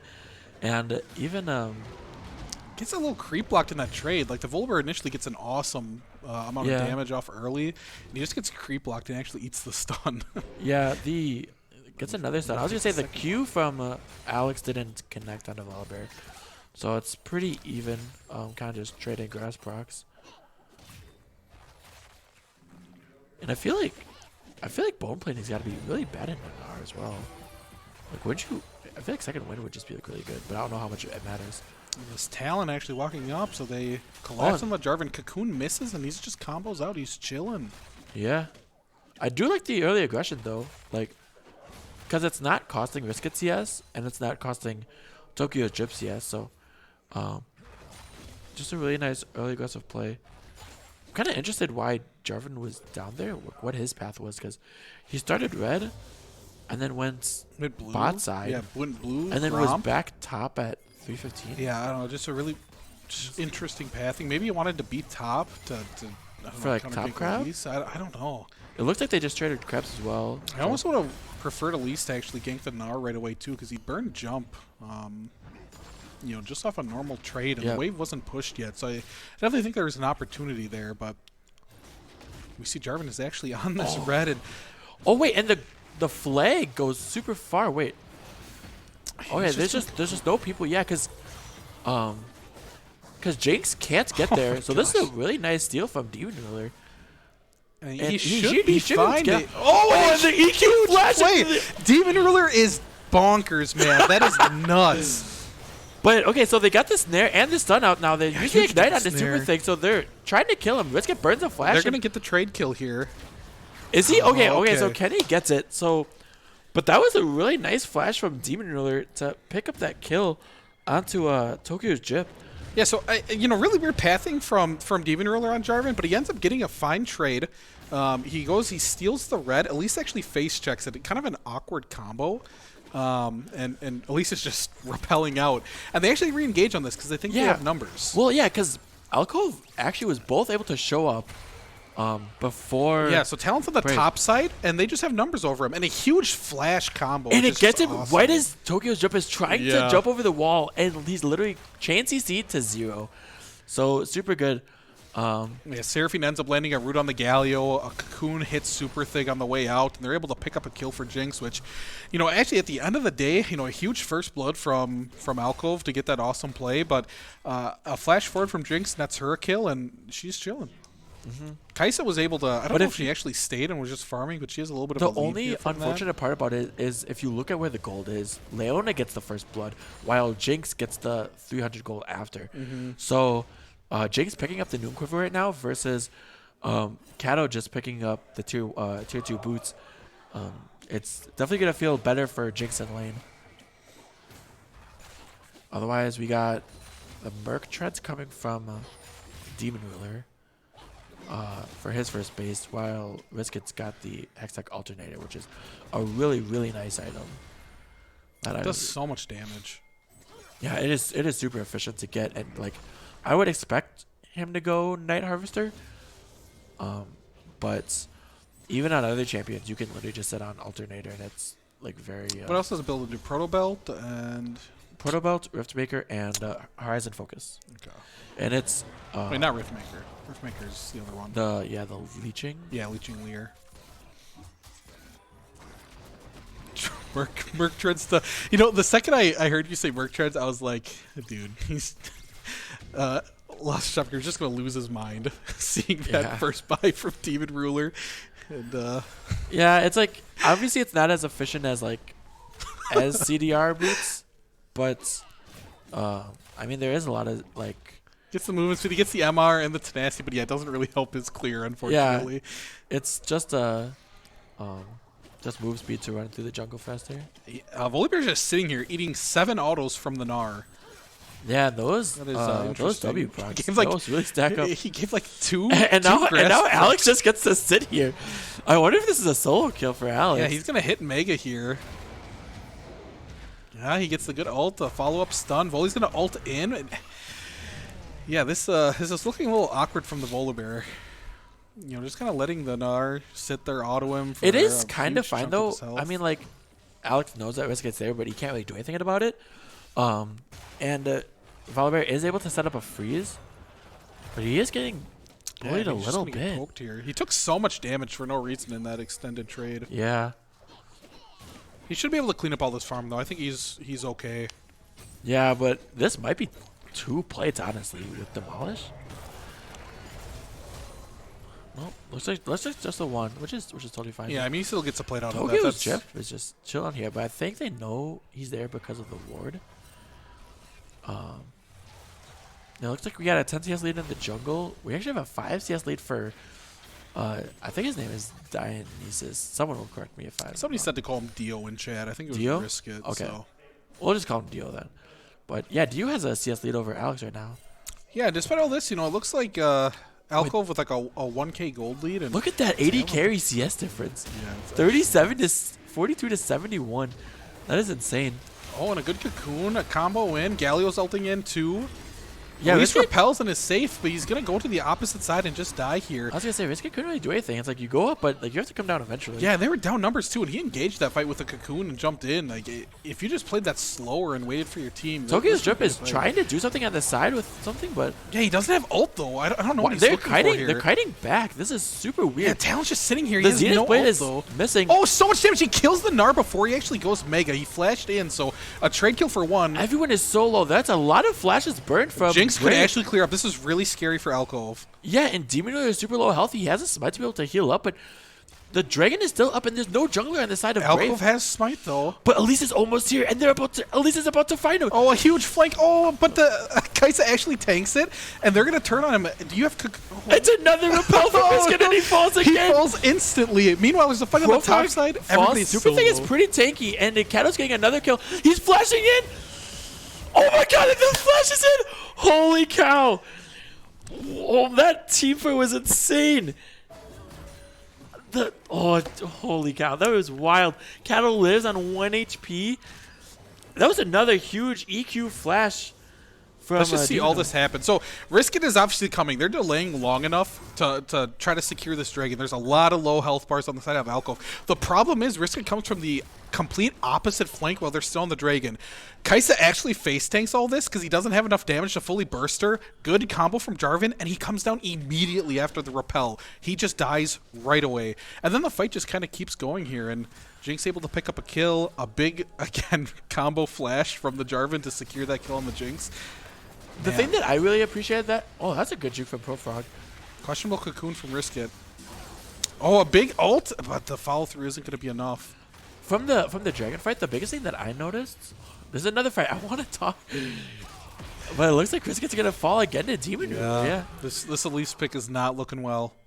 It's 0-3-1. That's really sad to see, but yeah, at that dragon fight, Profrog, like it looked like he just like kind of like died 1v3, but he actually stalled all of Brave so that the rest of Alcove could kill Riskit, so that they don't get collapsed on. So it was a super like good play for Profrog. So now they're looking at the dragon again. It's first dragon and it's ocean, so it's a pretty high value. People also got their bases in, so It's so funny. The dragon didn't even end up dying after. yeah. Oh, and Galley actually going in. Talon just tanks this charge right to the face, and a solo kill for the Galio. And while that's happening, Alcove does secure the dragon. Yeah, and they're up so much gold now. There's so many plates gone. You have like the CS is still 25 from 80 carry, and Demon Ruler is up 20 CS on Risk It. So, yeah, all these CS leads are putting in a lot of work. Yeah, there's a really big goal difference from this. Yeah, Demon Ruler is And 404. I just don't understand why Volibear just continues to sit here in lane and let Gnar auto him for I free. feel like He's literally stacking grasp procs on him and chunking him out for favorable trades in the future. yeah. And you almost feel like they just have this timer, ticking away in their heads. Yeah, as the game gets longer, it's so much harder. And we're finally looking at a gank here. If you just hold the cocoon, for after the dash. Yeah, it is. It's like hard to do it until like the ending spot. So it's kind of just that. I mean, you can even like play it really slow too. Like you could repel first onto him, like if you came in spider form. But yeah, just taking bad angles. Oh, and Leona actually ulting out of the Seraphine. He doesn't land the actual stun, just the slow. Yeah, so they abort the play. They don't know where Risk It is, so good for Super Thing to not go in on that with the Zenith blade. Showing they're gonna restraint. spot him now. Yeah, Profog's gonna get a plate there, so just more gold, and you're starting to see it in the items like Kato's sitting pretty good with. And Tal's just walking up to eat a taunt. He takes so much damage here. The charge not going to land from Galio, so Tal's going to be able to walk away. It looks like just like a random like trade, but the lower this Talon gets, the lot less effective it is in a side lane. And then at that point, it's like, what do you like picking the champion for? Demon really trying to stop the back, but he's late there on the flag. Eats a cocoon on his way out too. Solo Mason wants to know if Talon is maxing Q. We can probably figure that out for you. No, it's a W max. W max. I have no idea what Talon's abilities are. I know he has the dash. W is the rake. I think. W is the rake. Okay. I think E is the dash, the jump. And then Q is like an enhanced auto. Or something? Q is like it will jump to an enemy from a certain range, or if you're close enough, it'll do another auto. Okay. Yeah, I don't know. I wonder if I've played any Talon. I think I've played literally 0 Talon. And we have a fight here. At least actually Demon taking Ruler's- the plant over. Face checks a Jarvan good and a lot of repel from, damage here. Yeah. Oh, but the Galio's coming in, so this is going to be a huge taunt. But Talon jumps over. Elise is just going to die instantly to this. And Talon can't jump back over that wall. He can only jump over a wall once. oh yeah, now here comes the bot lane. So Kato has ulti, so Is Seraphine going to be able to walk away? no way. Yeah, here comes the yeah, Void she Seeker. eats the Void Seeker. Yeah, good from the 2v2, and yeah, what looked like a good repel from Risk It just turned out to be Yeah, he's able to avoid the Jarvan damage, and they're able to kill him before Galio arrives, but not before he actually channeled the ultimate. So he gets there. another huge. Yeah, taunt. this is not a good look for the Talon. He is just outright losing this lane now. He's kept up in CS, and he's picked up a couple kills in these team fights. But when you draft Elise Talon, Volibear for your top side into these matchups, like you're expecting to win these matchups. And Yeah. they're at a huge deficit here early, and it's going to be so tough to be able to come back into this game. Yeah, it's kind of like what we talked about last game. It's like you're kind of relying on. And a good gank here Alco from to Risk It. make He's mistakes. going in with a Spider Form first here so he can cocoon after. A good stun from Super Thing, but he's going to die. The TP's coming in. Double TP Kato actually from has, Gnar yeah, and ulti to Galio. reposition. So this is that was a good from. A good flash Kato. out from the Jinx. Seraphine Yeah, now drops. Alex Jinx just is gets going to a drop to free the hit. Gnar as well. A good combo as well at the Alex end almost here. has ulti as well. Here comes Talon. Talon's, is he going to be able to catch the Kaisa? He is. But it's all going downhill from here. We'll be able to get the third jump here. No. A good flash forward taunt from Galio. Yeah, Gnar secure that gonna kill knock him before, back. right before he can jump over any walls. So, we'll see how much this replay covers. But yeah, this Yeah, so just a great double TP from Alcove. They're ready for this play, and they're able to pick up all the kills here before reinforcements arrive for Brave. So Voli and Talon late to the party. Talon blows everything to kill this Kaisa, and he does just get the can't shutdown. escape. Yeah, which is nice, but Yeah, good taunt, or good flash taunt from the Galio. They're going to be able to prevent him from getting to that wall to jump over. yeah, and now here's another dragon fight, but they're all in position minus the Kaisa and minus the Talon. So it's still fine for Alcove with their positioning. But Risk It can't go for the steal if they want. Yeah, I think they're just going to back up. Yeah, I mean, a Jinx ult, definitely an opportunity to steal, just a little late on it. Yep. I don't really think they win any fights here. Like, the really way to get back to this game is to find picks, and that's going to be so hard. Yeah. Especially with the Galio on your team. Super Like- thick. Willing to let that ult fly anytime he sees somebody in range. Yeah, it's a pretty short cooldown. Yeah, traded ults too with the Talon. Talon had to ult actually, so. This poor Seraphine. Looks like she's getting collapsed on. You know, if they actually ran straight down, they I probably was gonna catch say, them. I'm surprised that they're he did still not. out of position. Yeah. They actually use Super thick, just hauling it. the chem tank to destroy the Seraphine. Alcove really does not like the champion Seraphine. It's like, yeah, we could kill Jinx, but Yeah, they're like, we'll take this ward first. This is more valuable. Oh no, and they're gonna find Jason. oh no! Wait, the Zenith blade. He's I was just gonna say, walking Demon- her down here. Demon Slayer has the ulti, and he's just like, I don't want to use this on this AD carries. Oh man. You know, he actually watches his support Seraphine die for his sins because he was the one that was pushed up, and he goes to do doubles afterwards. Gets caught anyway. He just hates to geez. see it. Yeah, now you got a 7K gold lead at 18 minutes. So yeah, it's so hard for Brave to do anything in this game. They're trying to make plays, it seems like, but it's just Yeah, not these working goal out. differences, where you're seeing pretty massive deficits in jungle, in AD, and even mid and support. There's a bit of a difference there, and they're fighting this Volibear. He's able to ult out. He just might live. It looks like he will. Yeah, the boomerang's not going to hit him for the slow, so it definitely helps Volibear get out. But yeah, super good rotations. I mean, they already got the 2 towers bot, so might as well rotate mid lane and try to knock this tower because you're really hurting. Gnar with Mega, he could look for something here, but they're just content to take this tower down with all these minions. And they're actually going to find a fight here. Oh, a big Leona ult right under the Talon. Yeah, that's No, a not really the nice Talon, actually, the Galio Elise. combo as well. So Talon is able to get an ult off across a couple people, but he just hops over the wall. Not enough damage, really, to be able to take the entire fight. A little bit of a risky fight under the tower. They initially looked like they were just going to be able to take it right away. Yep. A huge Leona ult right off the bat just stuns Elise, and she dies instantly. Yeah. Talon able to pick up the counter kill on Kaisa, but just not much of an opportunity for anything else. He just hops out of the wall and just kind of falls off afterwards. So 1-for-1, they did get a tower. I mean, not a bad trade for Brave, because if you're getting a 1-for-1 when you're down this much gold, yeah, not bad. that is definitely worth for Brave. I mean, like, it's hard to say because of the tower down, but it definitely could have been a lot worse.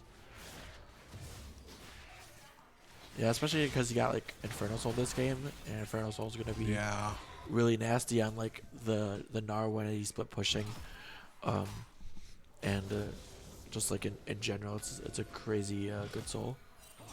But super good vision control so far, clearing out a lot of pinks and putting their own pinks down. And it'll be a while before next Dragon's up, another minute and a half, so we'll have to see them try to push their vision towards the Dragon for this third one. And I wouldn't be surprised if Brave just gave this one up. I don't really know if they're in position to fight for anything. They're probably hoping to maybe try to find some more picks throughout the game before Soul actually spawns for them.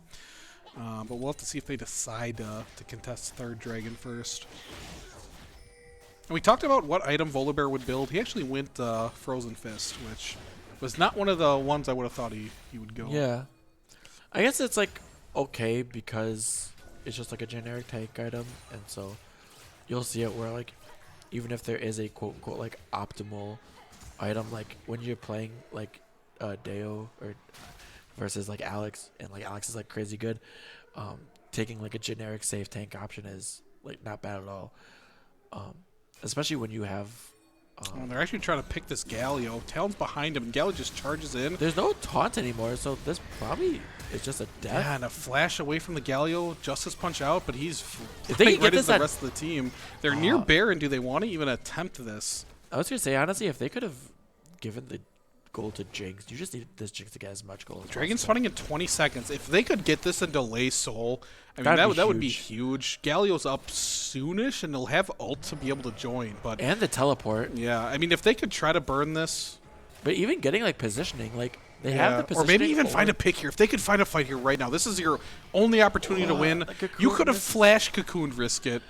You got to make a play, make a stand somewhere. Yeah. Or we need like the Seraphine. ulti to 3 be seconds on this Galio. huge.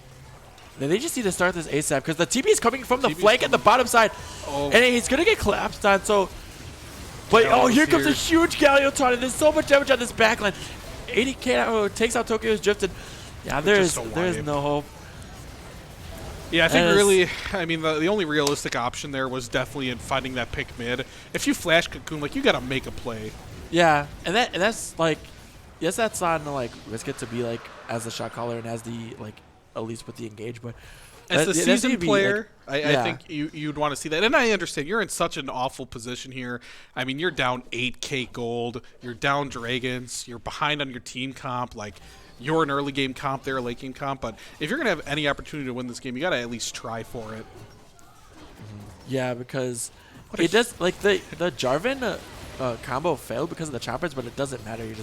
You're down so much gold. So making that play before the Galio can come in on that really nice flank is crucial. So because now the gold is 11k at And you're never 23 going to win a minutes. 5v5 at this point. So, you know, backing Risket's off actually that going mid in lane on this, is and nuts. He just dives right from it. and This now here's the Kai's free Galio coming firing. in. Super Thing's actually gonna live. Yeah, Galio Justice punches out, and they're living. I'm actually surprised that Galio got out because of the chompers. They just don't have enough damage to burn these people down. Like, Talon's not even... A full rotation from Talon isn't even taking, like, half of the health off of Galio. I mean, sure, you're probably going to be able to kill the Kaisa with it, but anyone else, I don't think so here. Yeah. Jinx is really far behind. Seraphine's 0-5 and 7. Like, they're just so far behind. Even when they find, like, good, favorable fights, they're not in their favor. Yeah, Kaisa is literally an entire item ahead, like an entire collector ahead. Galio has a lot of utility as well with the Melanaukan. And they're looking for a pick onto the Galio. It's a good stun Yeah. Look at and roots, but Profor is still alive. He goes back in. He will die to the Jinx, but all has of that something- for a drop of blood. You know, yeah. it's- The rest of Alcove shows up and they just wipe them. Quadra kill. For him. Lisa's mid lane, so no Penta for Kato in his first circuit game. But Come on, risk it. give him the Penta. No, I'm a full believer in earning pentas. You gotta that's earn fair. it. But yeah, really, expect- really strong showing from Alcove. I mean, they just played really strong across the board. Yeah. Maybe some questionable draft decisions from Brave going with this comp, but you can't fault Alcove for picking their comfort champs and really performing. Well, and especially because I do like the Elise talent if you can execute it well, but it also just doesn't synergize with like Jinx as a Talon ults champion. here onto the Leona. They actually get a huge Seraphine ult and knock down the Kaisa instantly. Yeah, it is a pretty nice solar flare, but there's not really much damage. Alex Jinx has is mini Nar, so he trying. can try to do some damage. Oh, Tommy actually Super goes Things back in. Goes back in. What are you doing, And so man? does. Oh, but their Galio's gonna come in. Cataclysm with the Galio ult. Nar actually stride breakers away. That's Talon a huge flash from trying. Alex. What He's a gonna nice die. flash from Alex, and now they're gonna kill Volibear. And oh my gosh! What has glimpses of finally a fight that just might turn out in Brave's way. Galio just comes out of nowhere and really messes with it. Yeah, so I think they can end. Well, we'll see, but yeah, it was a really nice cocoon into Oh, it was the Seraphine combo. Seraphine 3-man ult, which was huge. Talon unfortunately burned everything on Leona, which is just not the target you Yeah. want to use it on. And Jinx is just trying her hardest And to then do any Super sort Thing of goes damage. back in, but No health. But there's a goes lot back of in. It's follow enough. up. Yeah, Jarvan shows up. Finally, Cataclysms on top of Galio ult to guarantee Yeah. the knockups. Alex with a huge flash away from the Talon to actually live through the damage, and they're able to take down yeah, the volley right after the fact. So, yeah, I mean, you finally had an opportunity, and you're just a little too far behind to actually convert. yeah. So now you have 2 items on the Jinx, which is a lot better than the 1.5 that she had before. But Kato sitting on 3 items and the BF sword, with the Infernal Soul spawning up in 50 seconds. So it's equally as hard, if not harder, for Brave to win a fight. But definitely have more of the tools now. Risket also doesn't have the stopwatch. Looks like he's trying to base right now for the Zonias. Talon looking for a play onto the Kaisa here. He actually might get this. Never mind, he has 0 damage. Yeah, it just gets one shot. I actually don't know exactly how Talon ult works if people flash away. I'm not a Talon player, but Yeah. to my knowledge, like after you ult, if you come out of your like camouflage or invisibility, like if you auto someone, all of the blades are supposed to follow them. I didn't really see if that happened there. Maybe you didn't get the auto off. Yeah, I'm not sure. But that did literally no damage to Yeah. this Kaisa. So, Yeah, now at this point, they're not even like choosing to go for the Drake. They don't care. They rather take the top inhib, which is honestly it's fine. Like you're already up this far ahead. You don't need the Infernal Soul to end the game. And Alex is actually on a one-man mission to defend against the Dragon. yeah, and he's trying. Risket's gonna try to repel to can the risk dragon. it? Repel to the No, Dragon? he went to the couldn't get Leona. And I think Nar gave up on the chase here, but Leona's 1v1ing the Elise, and I think she's running away. Elise can't handle the Leona, man. The rest of Alpha collapsing here. Risket trying to make the great escape, and he has to repel away from the flash. Zenith Blade. Jarvan finally catches him, and Yeah, gonna and now fall. Seraphina's going to get one shot. Yeah. Seraphina's going to lose, but The Talon actually just got blown up. by the AD carry. And By here the comes the Kaisa. This is such a tragedy. Please end this game already. Oh, man. Well, when it comes to this new stats, Alcove is looking really good. They have 39 Please. kills Please. in this 28-minute Just end this game. game, dude. Show us some mercy. Yeah, they have a lot of nice stats, lots of KDAs. Did this game end? Is the one thing happening where... Oh my god, is it happening again? I remember that used to happen last season. Yeah, like at the end jeez. of games. Oh my god. Oh, man. But You know, it I'm is- really critical on top lane players because I'm a top laner, and I expect people to be the same to me. But that Volibear did not look like he knew how to play top lane at all. I don't know if it was just the champ or the matchup. Hey, he's but- against Alex But he- 55127. I don't care if he's into Alex 55137, but he just sat in the middle of waves, would eat like 9 Yeah. autos, and I just feel like Normally when you're like into like a matchup that like you're like scared of, you just like play like really yeah, far like if you're back nervous, yeah, you'd play far back or you'd play like over aggressive, not like in the middle of the wave no aggression where at all. Nar can hit you but you can't hit back. I don't know what that was, but So yeah, not encouraging to see that. I really wish what we would have actually seen was Risket spending a lot of time on his top side. You know, I thought he was going to do that first, where he would just do like a quick clear and look for like a level 3 gank top. Because Voli can definitely pressure out the jump away from Nar, just with how strong he is early. When he throws down like his thunder that slows and gives him a shield, Yeah, like if you that's- land that as Voli, It's so nice. like you absolutely have kill pressure with Elise there, and they can look at some cheeky dives early too. And Alex definitely blew his jumps in lane, like he wasn't holding it Yeah, he or was using saving it it in aggressively. anticipation of Elise actually coming there. And I mean, smart from him because Risket didn't spend a single second in the top side ganking for the volley. But yeah, I mean, Alcove played fantastic. Don't take anything away from them, and You're 100%. I mean they just steamrolled that game. Yeah, so we're gonna hop into this PTC EGL game pretty soon though, but we're gonna take a break for about 5 minutes or so until 8:50. So yeah, don't go anywhere.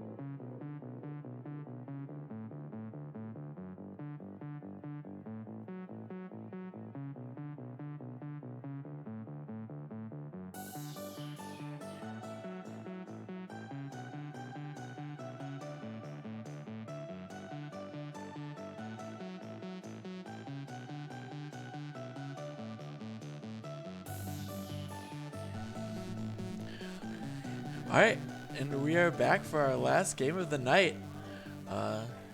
EGL versus PTC. The music is still playing. I was gonna say I don't know if they hear it or not. Okay, we don't hear it anymore, so It's you guys probably don't hear it anymore. But Pepe dancing in the chat. it was you some know? banger I music. know, I was getting Bang- pumped. Banger music for this last banger game. So, yeah, EGL PTC, the rivalry. I look at this as Oh my God.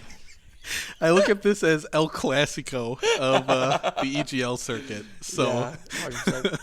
EGL versus PTC, you know, two of the original four teams that were in, and I think there's a little bit of a rivalry between the two. So I really like to see these teams play. This was my most anticipated game before I found out Vindy wasn't playing. A little bit of a disappointment, but A lot of a disappointment. but still fun to But see. yeah, you know? yeah, exactly. It'll be really interesting because we get to see a couple of the EGL members make their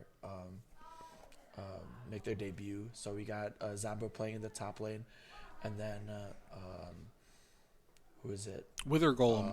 Yep, Wither Golem playing AD carry, and then I guess like Boxes, like he made his debut in playoffs last season, but he'll be the starting jungler for EGL. So it'll be really interesting to see versus the classic PTC lineup of Megan Foxy, Jig and Jag, Mega Man, Deadpool, and Big Lots. So, but without further ado, we're gonna go into the coin toss. So You can flip I this guess time. I'm gonna go this time. So we'll go EGL heads and PTC tails. This is why I hate coin tosses, and it is not as scuffed as yours, but I haven't looked at it yet, and it is a tails for PTC. So they'll get side selection. They'll decide that later. I hate coin tosses. I don't practice as much as Doge does. Doge is definitely the best. Yeah, we need at, Doge here to be the official coin tosser for. yeah, we'll get him on all the screen for like 5 matches, seconds yeah. and get him off. So Yeah, we'll have to see PTC. I like to refer to them as like the power of friendship team. And Yeah. they've been the same five for all 3 seasons now. So that I think they subbed out some players maybe on weeks that some couldn't play, but their Yeah. main roster has been the same, and you know they try to make it work. We'll have to see, you know, if we're gonna get any improvement from them. I think last season was pretty rough seasons for both PTC and EGL. So well, Yeah, definitely. we're definitely looking to see some improvement from both sides. I think the thing I'm like really hyped about for like PTC especially is like Megan Foxy. Like he's kind of known to be like kind of like neutral like some games, and like some games he like pops off. Like I remember like he had like a Shen game versus like SRC and Ragnarok where it's like it wasn't even like where like Ragnarok was in a bad matchup, but like Megan Foxy did really well. And Megan Foxy actually been climbing the ladder. He's already plat 1 in solo queue, so Oh, okay. I'll be really excited to see if he has a pop-off game tonight, or maybe Zambro pops off because Zambro is also plat 3. So I'm assuming that's probably got to be a high, maybe like a peak for him, because I don't remember thinking of him as a plat 1 player. So awesome to see him, you know, making the climb here. And I'm sure I haven't played against PTC in a while since season 2, so I'm sure that, you know, they've probably improved. I would love to see Megan Foxy on some type of carry. You know, I know he was a big Fiora player in the Yep. past, so maybe we'll see something similar come out today. But he's definitely played plenty of tanks in his time as well. I think PTC is kind of more known for having Mega Man kind of get whatever counter lane he wants, and he Kinda, seems to be yeah. able to play anything. So it's kind of like the Mega Man show when you think about PTC. yeah, and Mega Man always does a really good job in his own lane, and then trying to move that into the other lanes. So trying to help out like Deadpool Gambit, or maybe it's running around with Jig and Jag. So because especially in the past, like Deadpool Gambit has had some really really nice stats. Yeah, I mean, I think he got some MVP votes in season 1. You know, Yep. he has had some really fantastic games. I think when Aphelios first came out, he was a huge Aphelios yeah, he player, was and he so was good at it was like Aphelios. perm banned against him after like 1 game because that was enough. To Yeah, see. yeah. It's like, that's enough. You're not getting that champion Yeah, anymore. I think we've seen him on some Draven before too. I mean, we've seen him on really aggressive champions, so he's always down to brawl, and we'll have to see what he decides to play today. I'm not sure if we'll see the typical Kaisa, Jinx, stuff like that, or if we're going to see anything spicy. Yeah, I remember him being like a pretty big Jinx player as well, and now that Jinx is in a Yeah. nice spot, it has been 2 games now where Jinx has been picked up. So I wonder if they'll play it. We also did get to see this EGL lineup on Thursday play against Fire Nation, so kind of getting a little bit of understanding how they want to play the game. So it wasn't that series where like Wither Golem played like 2 games of Sivir, so maybe he goes back to that. And Sivir being a really great champion in competitive, like even Reckless from G2 has said like he loves the champion. So I think it gives you utility. You know, the ultimate's really strong for, you know, around objectives or looking for engages or disengages. Spell Shield obviously has a lot of utility depending on what you're against. You know, being able to block something is huge. And she has a lot of upfront damage. Like, just with her Q, being able to throw that out. And if you tip somebody or hit both sides of it, it does massive damage. Oh, yeah. And, like, depending on, like, the comp, like, if they go, like, really squishy and you have a Sivir, you can go, like, the Dark Harvest with the Manimune and Lethality and have the Q do, like, a lot of damage. But if they draft, like, 2 to 3 tanks, then you can just go crit so that your Ricochet does a lot of damage. So having a lot of utility in the build, depending on the draft, and just having a lot of utility in the team comp is makes it a really valuable pick. So I wouldn't be surprised if they pick that up for Wither Golem at some time. Yeah, and a 4 or 5 item Sivir is terrifying. Just Yeah. being able to, proc like your ricochets, you're able to just instantly clear waves. You do a lot of damage in team fights. It's a scary carry. Yeah, So. ever since that one little change years ago where like the W Ricochet now crits on every auto, it's just so much damage in team fights when you get to hit like pretty much 3, 4, 5 people with it. Yeah, but I'll also be really interesting to see like what boxes pulls out, because like yesterday he pulled out I think it was like the Olaf and the Shaco, and I wonder if he's gonna pull out the Shaco again. It's not historically a great champion competitive, but we have seen people play one tricks even if they're not the most like the best champion in like a competitive setting. And he's versed on Shaco. We've seen him play it in in-houses plenty of times. He used to be a Shaco main. I don't think he still is. I think he's definitely, moved on to other champs, but he definitely still has Shaco in his back pocket, and if they think it's worth playing, I know we'll definitely see it. I've seen it in scrims too, so they're definitely not scared to play it. But I hate Shaco personally, so I would rather not. Yeah, it looks like we still got a couple minutes for draft. And yeah, I can't remember if we touched on it before, but like PTC getting red side, probably getting that counter pick for Mega Man. Whether that happens last or not, because Yeah, we'll have to most of the see. time- I would assume it's for Mega Man. Maybe there's a chance they would throw it to Megan Foxy. I wonder, will we see an Urgot ban for Zombro? maybe. I mean, I know he plays it a lot in the jungle and he doesn't like it as much top, but that doesn't mean to say that he's still like very good with the champion and the mechanics of it. So, yeah, it'll be interesting to see. Maybe we see the Rammus out of Zombro again. Maybe. Otherwise, yeah, because it also just depends on maybe PTC thinks like, okay, if EGL wins this, how do they win it? Do they win through their bot lane? All right, let's get a bot lane counter pick for like support, or if they're gonna win it through Zombro, let's get Megan Foxy on a comfortable champion. Because Mega Man Zero, even though sometimes he'll like a counter pick, he's also not afraid to just blind a champion like Sindra or Azir, or something that he knows is very strong. Yeah, more interested to see how EGL plays the draft against PTC. Yeah, I'm just really interested to see what PTC bans, just with EGL having 2 subs in, no Vindy, no Gilio, and I think a lot of people would look at Gilio as their strongest player. So not having Gilio in the lineup definitely hurts them. And Zombro, I'm sure will be able to, definitely fill his shoes a little bit here and be able to perform. But missing out on your best player and your team captain is definitely a challenge to try to overcome. So we'll have to see how well EGL manages that. And True. I'm just curious what they decide to focus bans on. Because PTC obviously could just choose to ban out maybe one of the subs and put them in a really uncomfortable position. That's definitely an option that they could look at. Because I'm assuming most bans typically against EGL would probably be towards Gilio. Yeah, trying to put him away from like things that can carry. Or maybe, if, they would want to ban out like a specific jungler, because they seem to be very, very strong currently. And there's the Sivir ban, actually. Yep. Yeah, that does not surprise me after seeing like the amount of priority that they showed the silver pick on Thursday. But the Camille ban.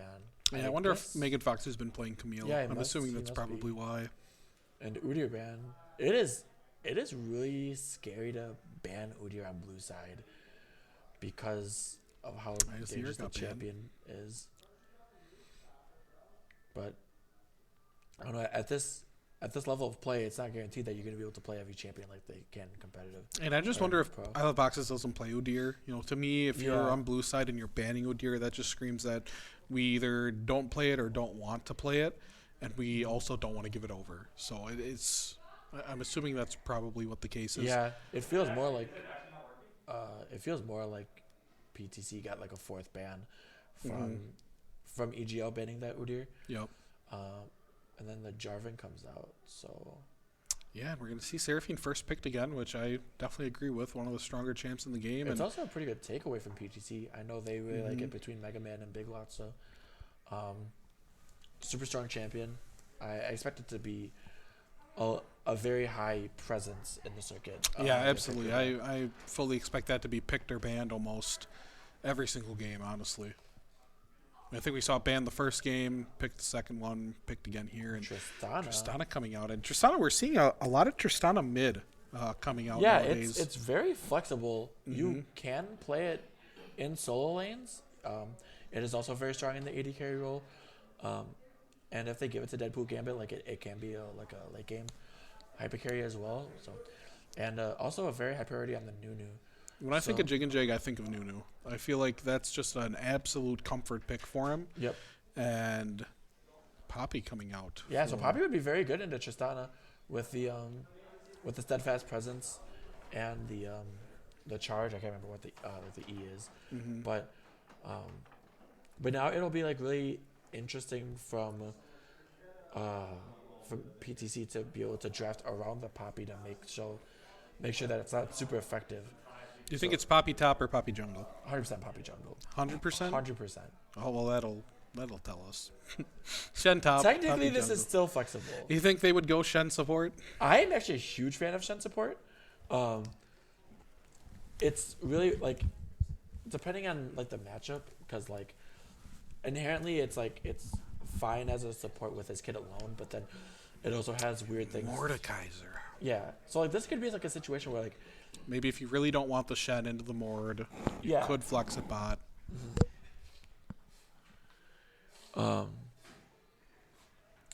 Yeah, because like I know something I was thinking about is like you could play Shen into certain matchup support as well, like a Leona, where when Leona needs to auto attack for that stun, then you can use the W to block that.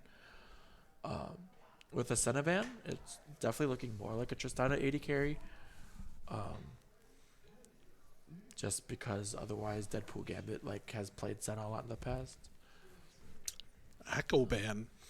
Seems interesting. I wonder if Mega Man's been playing that, or maybe it's just a comfort ban for the side of EGL. Yeah, I definitely know Mega Man's been playing Echo a little bit, but like kind of like we're talking about like Zutter and like banning him out. It's so hard to ban Mega Man out as well. Like you can kind of take away some of like the like solo QS mid laners that can like do a lot of damage. Like the other thing I think of was like Diana. Like Diana can do like a lot of damage, but I also wouldn't be surprised if they pick. I mean, they probably just pick support next on PTC, since you could just pick a support that's good into Seraphine, which is like, it's not like Seraphine like destroys any support. It's just that she's just inherently broken. So if you wanted to go like,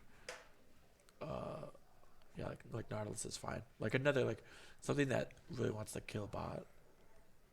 You know, the Sen and the Ezreal ban, still leaving up Kaisa, leaving up Jinx.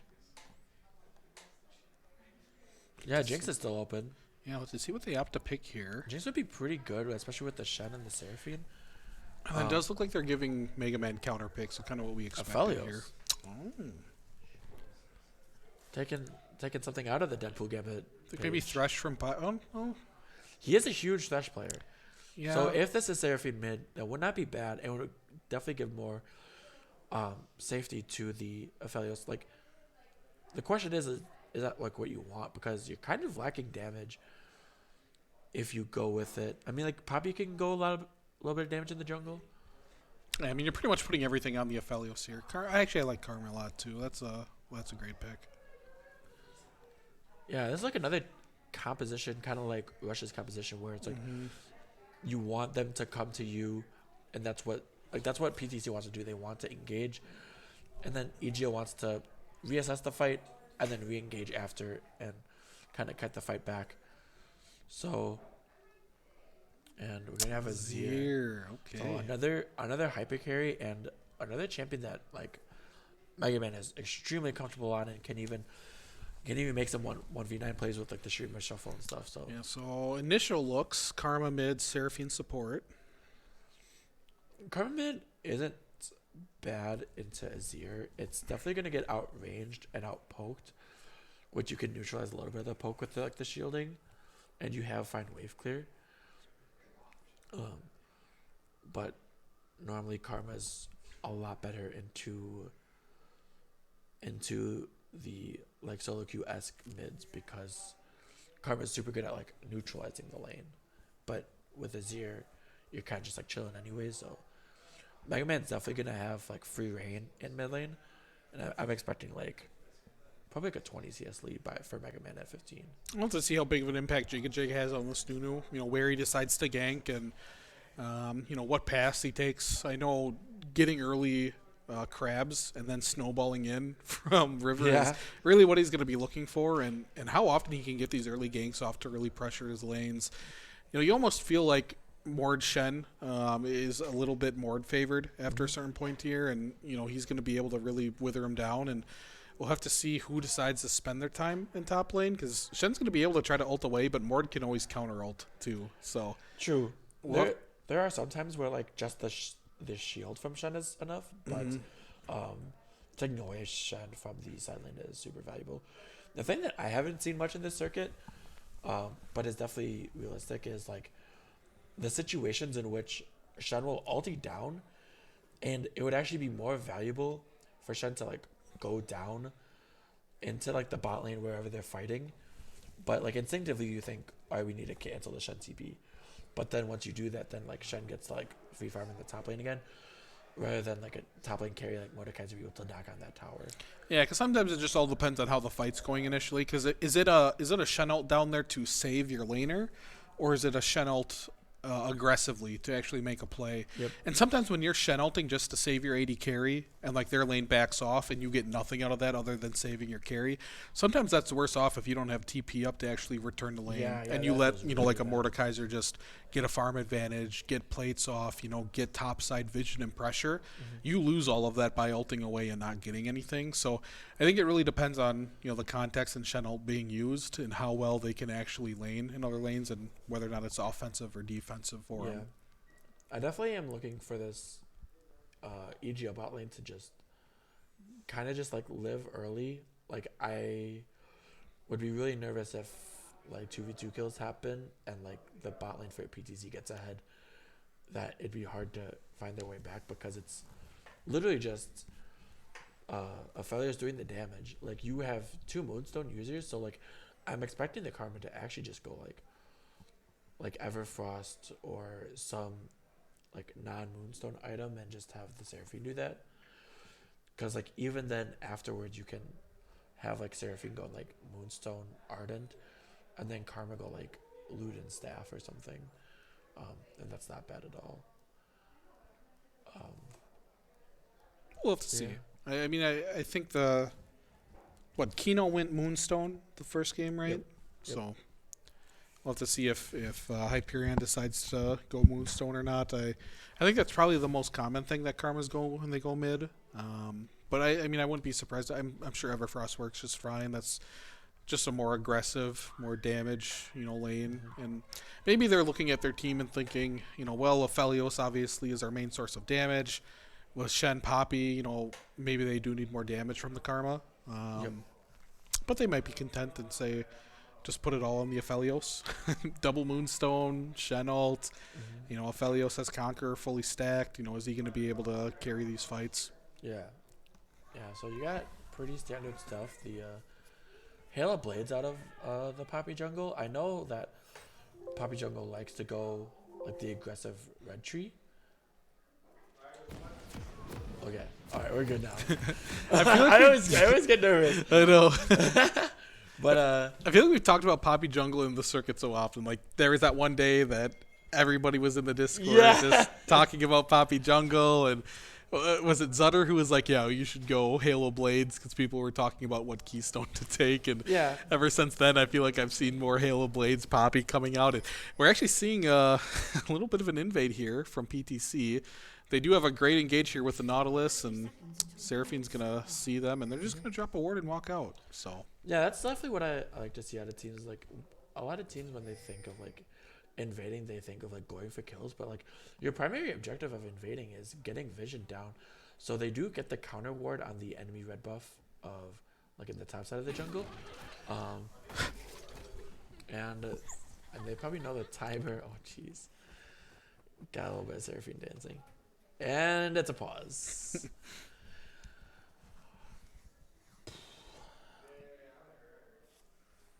I'm burning. looks like a ping issue maybe. Ping issue on the side of EGL, so we'll have to see. Hopefully, it won't be too long. But yeah, I just like talking about like the Poppy Jungle a little bit more. Is like I don't know, like I know like Red Tree is like the best. I just don't know how they all like compare with each other. If there's a big difference between like Halo Blades, Electrocute, and Harvest, because I've seen pretty much like all of them get like a decent amount of representation. During the break, can we talk about how spiffy Bear's shirt is? Yeah, let's talk about it, because I actually got this shirt specifically for this. It's a little Fiesta shirt. It has like sombreros and guitars, because you know NA is full Fiesta. So, Oh Jesus, that is that's fair. why I got this shirt. I thought it was awesome. NA is Fiesta or Group A is Fiesta? Or All of them.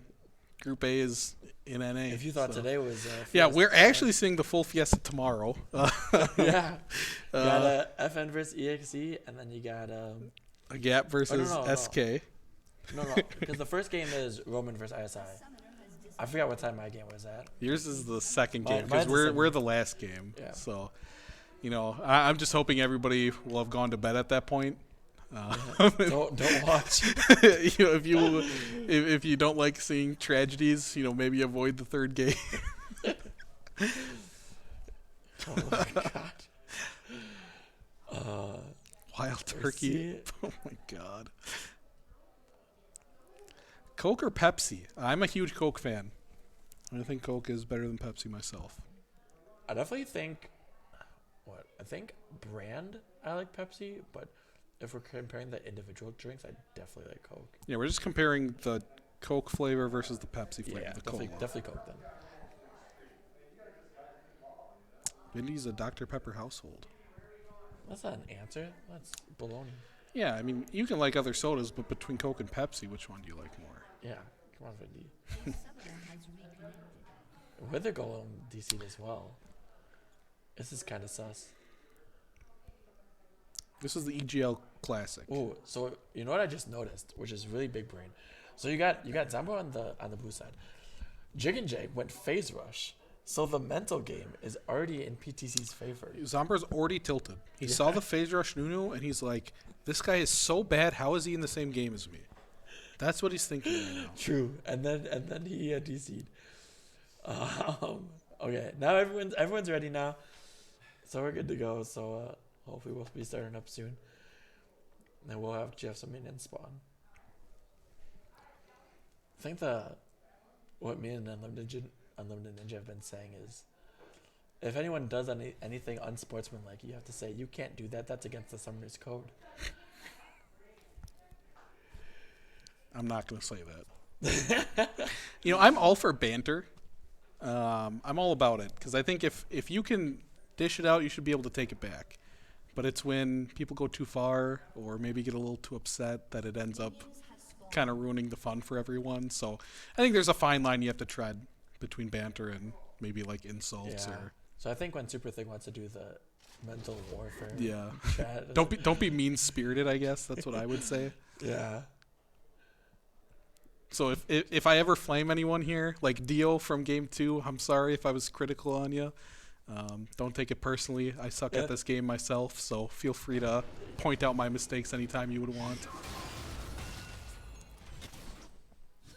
So yeah, topside starts for both jungles here. Same thing we saw last game, so we'll have to see where they decide to path afterwards. Yeah, which is, I think it's smart out of like EGO because like like the ward is on their red buff, so Boxes kind of hides his clear a little bit. Like yes, he's starting top side, but you don't know if it's gonna be like a 3 camp and then gank or if it's gonna be a full clear. While EGL knows that Jig and Jag started at the red and then went up to the dog, so a little bit more information there. Yeah, so Nunu, doing Krog's coming back down. It looks like Poppy is already on to the bot side of the jungle, so a little bit of a lead there. Yep. Skipping Wolves, Nunu looks like he is stopping down for Raptors, so Nunu probably doing a full clear here. It's a good taunt. I don't know if he actually got the sword pull. Yeah, actually he did, I think. Yep, and gets the grass proc as well and misses the Q, so definitely very well trade. Yeah, for good Zambro. trade for the Shun. Yeah, looks like Mega Man's been like kind of winning the trades in the mid lane, but kind of trading that mana a little bit for it. And it looks like it looks like Poppy's just cutting the camp down. Maybe he goes for his Poppy is like a third health, but she's roaming down here. They already have an early ward though, so this is going to be seen. Yeah, this is a nice ward from the bottom. Yeah, they actually give them so much knowledge too, because they know she's low. So Nunu kind of has full reign over here. Yeah, Nunu can literally get this bot crab because of the bot lane priority, and then go to the top crab as well because they know that. Yeah, this is actually huge. Yeah. And Nunu could just sprint up there too. Like he can just walk through mid and not really care.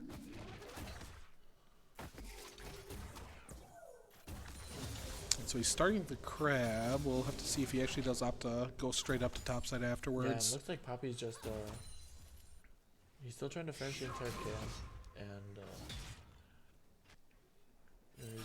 he's done with the crab now. Actually walking up to the Raptors here, opting not to go straight to the top crab. I think he actually pushed Poppy off that camp potentially. There's a chance that Jig and Jag can get the birds and catch Poppy at the top crab. And Poppy's actually making her way there. Nunu's going to have to haul it to actually get there, and I think he's actually giving it. And I think he actually was able to steal the Raptor camp there. He has an 11 CS lead here.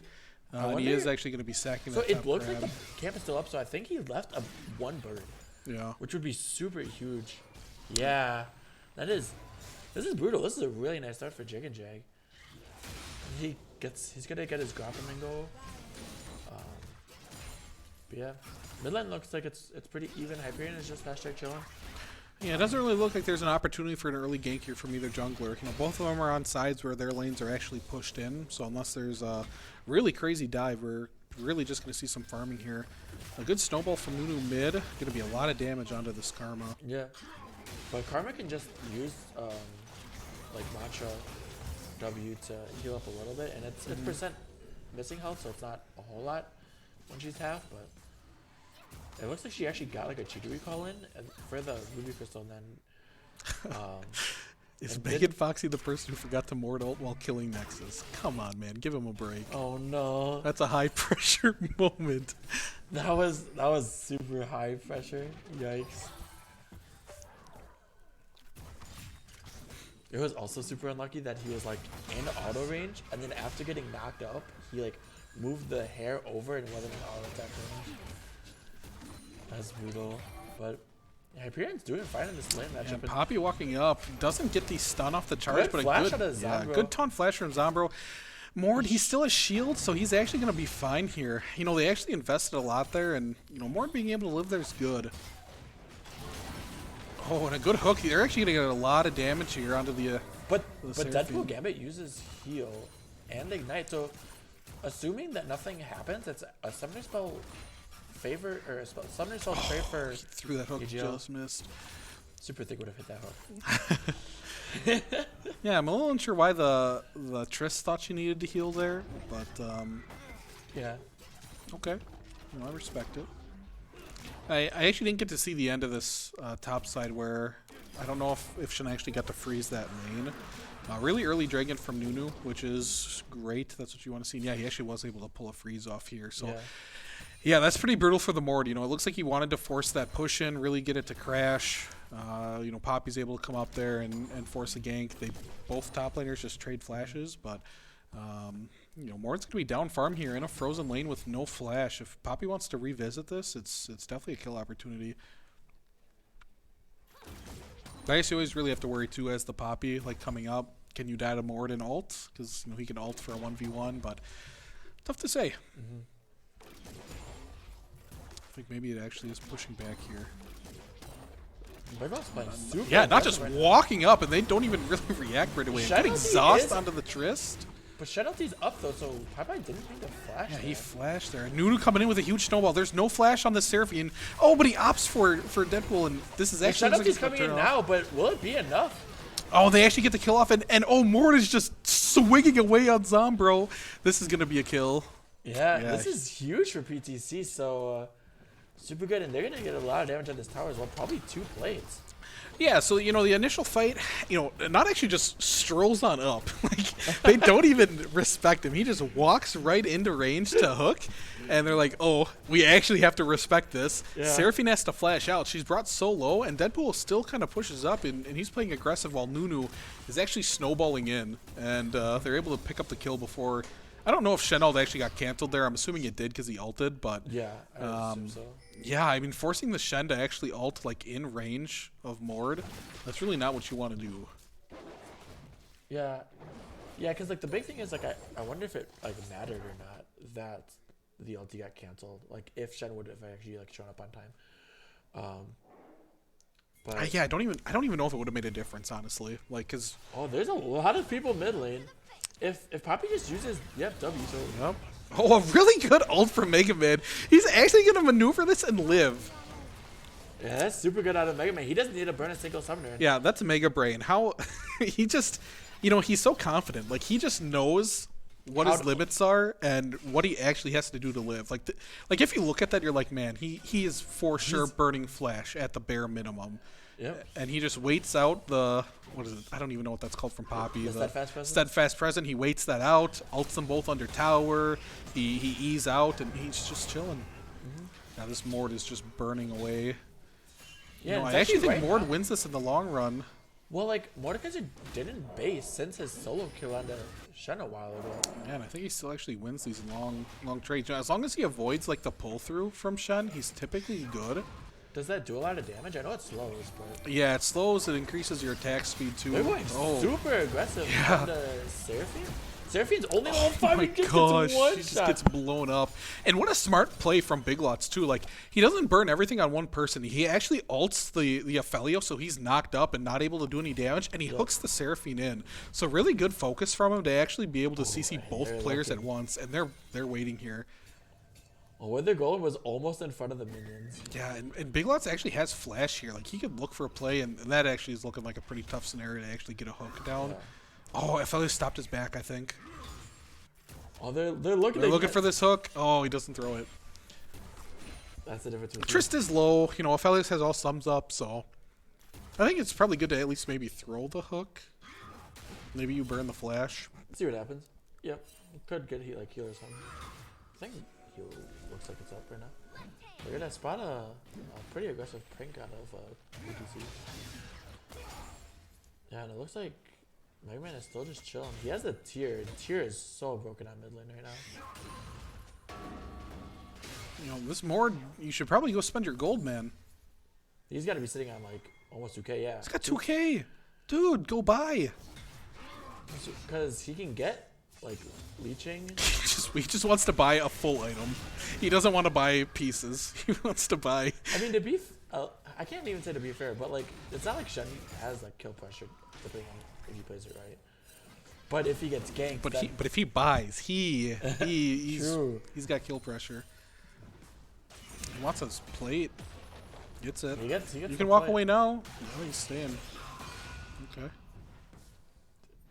He just wants the full Rift Maker right off the bat. Yeah, you know, sometimes you just want to buy.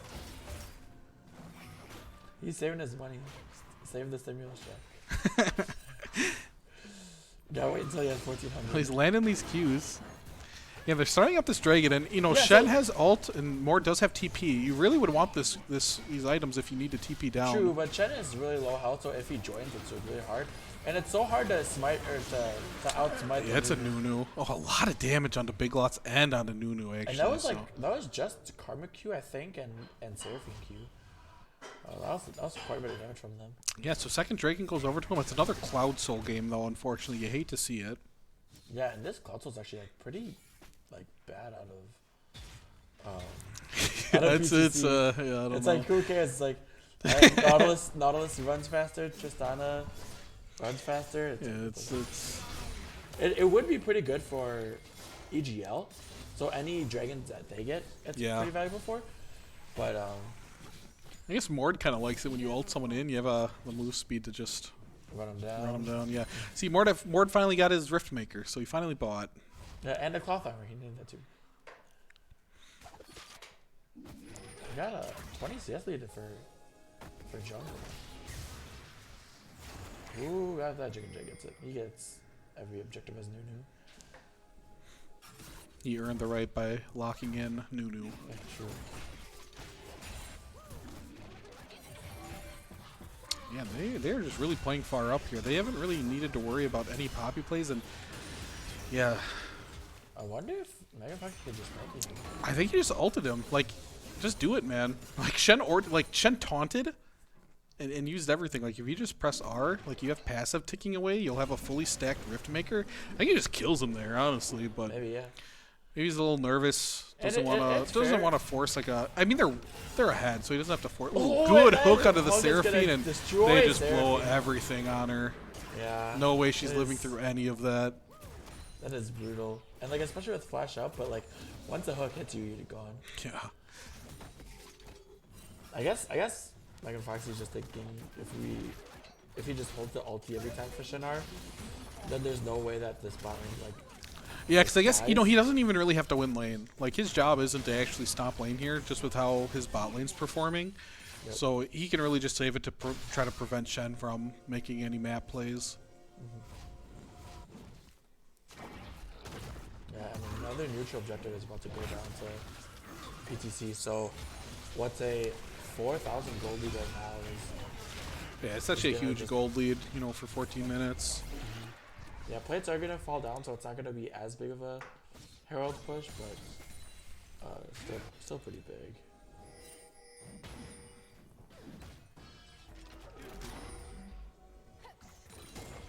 Looks like everyone's just on reset. I was sitting on a little bit of gold, but he's down a grand. Just see what else. Mega Man's up just a little bit from CS, but hardly anything. That's like another thing is like Mega Man's like known for like doing like super well. Oh, and there might be a huge fight here. Probably gets caught going for this Gromp. She actually ults the Nunu out. A big Seraphine ult, catching two. Yeah, Deadpool Gambit is extremely low right now, and Oh, a flash forward from the Poppy. Actually has her passive ranged auto take him down. Megan Foxy TP's in. He actually gets the ult off onto the Aphelios and burns him down. He's going to zone the rest of the team here, and they're actually trying to kill off oh, this the Shen. is gonna come in, so Shen can't even escape. Oh, the a good taunt He's flash. actually gonna kill him. He has a fully stacked Cinderhulk here, but Oh, he's it going to already pick up does another kill kill. him. Zomper with a good play to salvage this fight for him, actually. Yeah, that was huge because it's a 3 for 3, I think. Oh, and Mega wait. Man looking for more. He's actually going to find him, but does he have enough damage through the shield? He doesn't, and Seraphine's going to be able to walk away. I don't think he was expecting to see Seraphine on the bottom side. Oh, he's actually still chasing. He's going to catch Oh, him, yeah, too. he's gonna find him.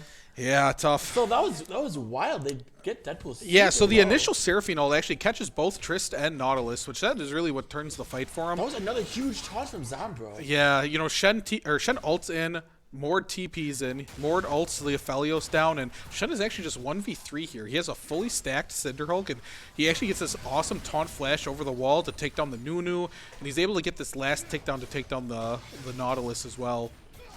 Yeah. Honestly, the only reason why like Zombro is like doing not as well as Megan Fox is because of the matchup. Mm-hmm. Something's happening.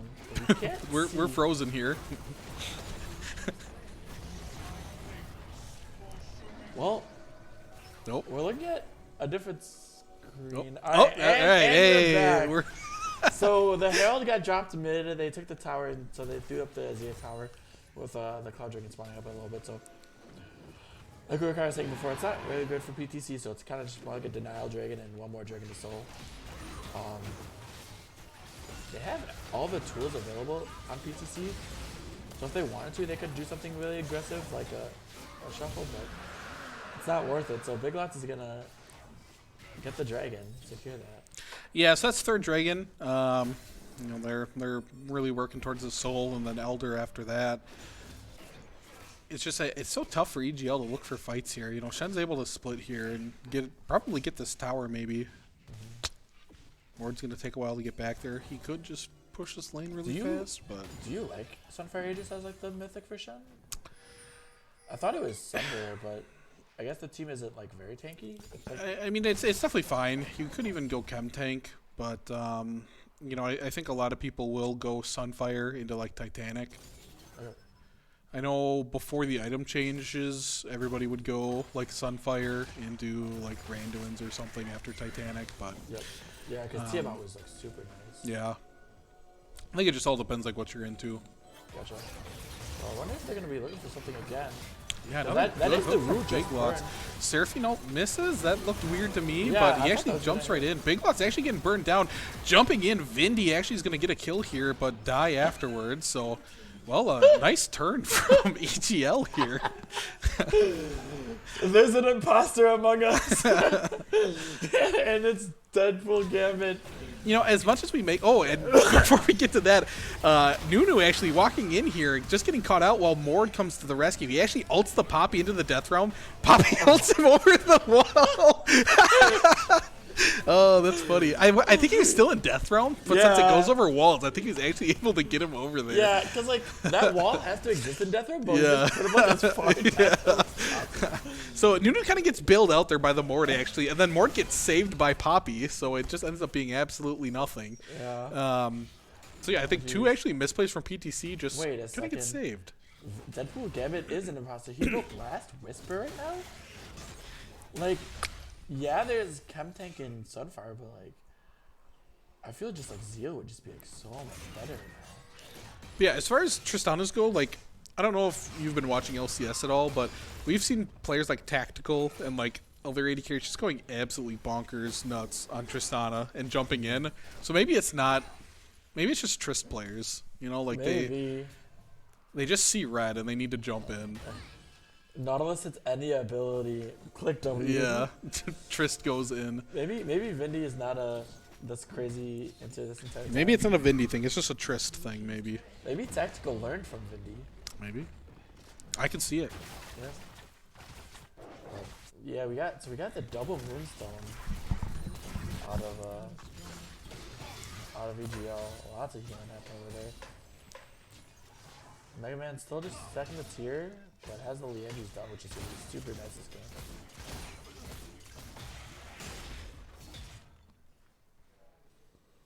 Yeah, otherwise nothing much happening. I mean, Baron's coming up soon, but nobody's gonna be fighting over that. It's still a 5k gold lead for PTC. Yeah, I wonder if they're going to decide to fight for this dragon or if they're just going to give Soul over and maybe wait for a Baron contest. Because you look at it as, you know, we're down a lot currently. You know, we're down 4 kills. We're down 3 dragons.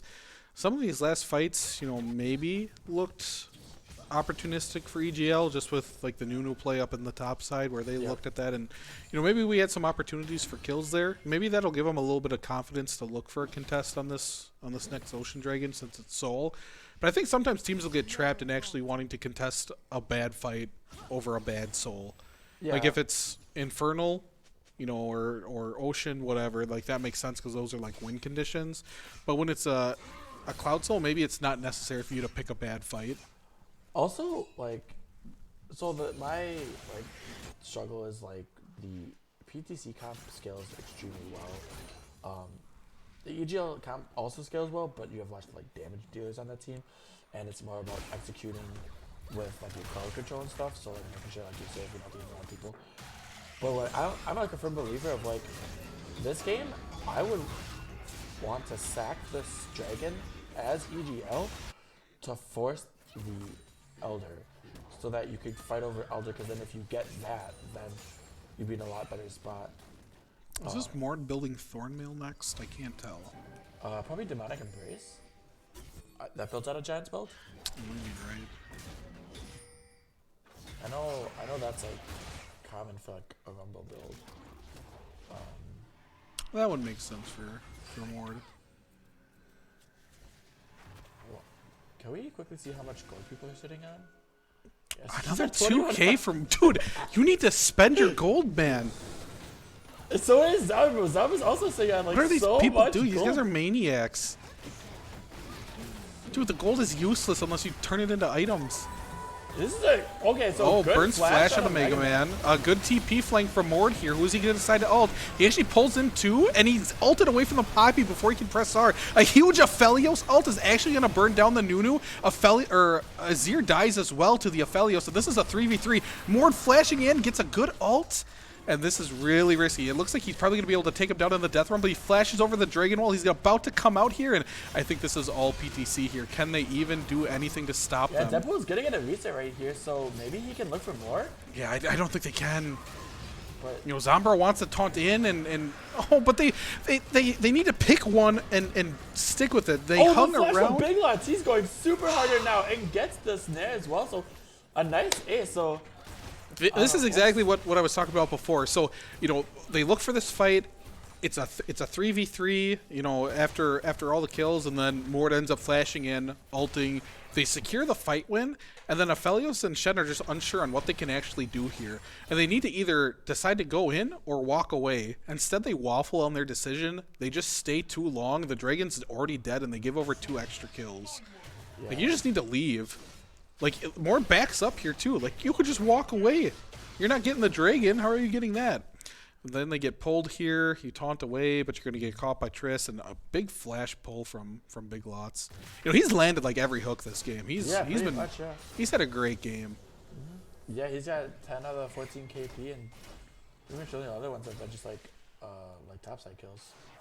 So him and like Deadpool doing 5-2-3. He's sitting on a lot of gold right now. And I almost feel like that was the opportunity for EGL2, because like they had a great Poppy ult just to get Mordekaiser out of that entire fight Yeah, he had that before he little could bit of ult. And then Aphelios was just free firing. Had a huge, I don't remember, a huge flamethrower ult, and you know he was able to burn down the Azir, which is really big. But yeah, they were just a little short here on damage after the Mord actually flashed in and ulted. Like, there's just nothing they can really do. And they're actually catching Zombro. I was gonna say Deadpool Gambit has. God. He gets a lot. That was a lot of crits. he just like 5-auto'd him. Yeah, because like he had the red buff, so it was gonna be slow for Yeah. a while. But I didn't expect him to die that quickly. Oh, and He's taking a lot of Mega damage. Man, you know, displaying some dominance here. He's pushing people away. Yeah, there's. I think there's they're nothing starting you up can do the with Baron it. here. He's 1v4. Yeah, Wow, he's- everyone else was this prepared. is my lane. Lane Kingdom for Mega Man. Hell, that's your tower. No, it's actually mine. Look at him.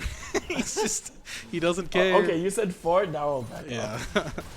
While everyone else goes top and starts knocking on that tier 2 tower. So. Yeah, and especially with this composition, it's so good to like snowball with Azir and Tristana. They're so good at sieging. That might be the first missed hook I've seen all day from Big Lots. I feel like now if Azir just goes bottom, like, You know, I'm surprised they don't have Mord in the side lane. kinda yeah. There's a hook, but sometimes that's gonna come up and deny anything else. Well, Mechanical Reaper is upset at the Abyssal Mask buy from the Shen. Yeah, I know he is. You should just prove him wrong by picking Shen in your games. Oh yeah, we should do that. Ooh. Ooh, 0 for 2. Yeah, he's just That's letting him, a letting him caster fly curse here. right there. Yeah, I know. After I hype him up here, he's missing. That's my bad. Oh, another miss, and the Seraphine ult There's whiffs. a lot of missing LPs. Mega Man. has Mega a Man off to pretty the nice side. Yeah, combo. he's doing a lot of damage here. He is getting zone I by mean, yeah, boxes. they're kind of split here, and now they're down some ults. Oh, Big Lutz, he lands one on the wall and gets taunted here. He's probably dead. No, actually. Oh no, he got baited. Oh, man. Zomber just like- dies instantly Mega to Man this could just Tristan. do a big shuffle. Oops, the flash wave from where they're going, but Yeah, this Trist is, she's doing a lot of damage. yeah, a little bit. A Yeah, big the quadra kill. kill. Who stole the penta? I don't know, but probably report them. Yeah, it's That'll yeah, do her. it was a, yeah, I think it that's, was a pretty yeah. clean game overall from PTC. You had like the Dragon Team fight that was really pretty good for EGL, but Mm-hmm. overall just like super good out of the bot lane. Yeah, I think bot lane really just really exerted the pressure here. They picked up a lot of double kills, and they just rolled through this Tristana. I mean, I'm sure she had a lot of damage. Oh yeah, her E would just do so much damage.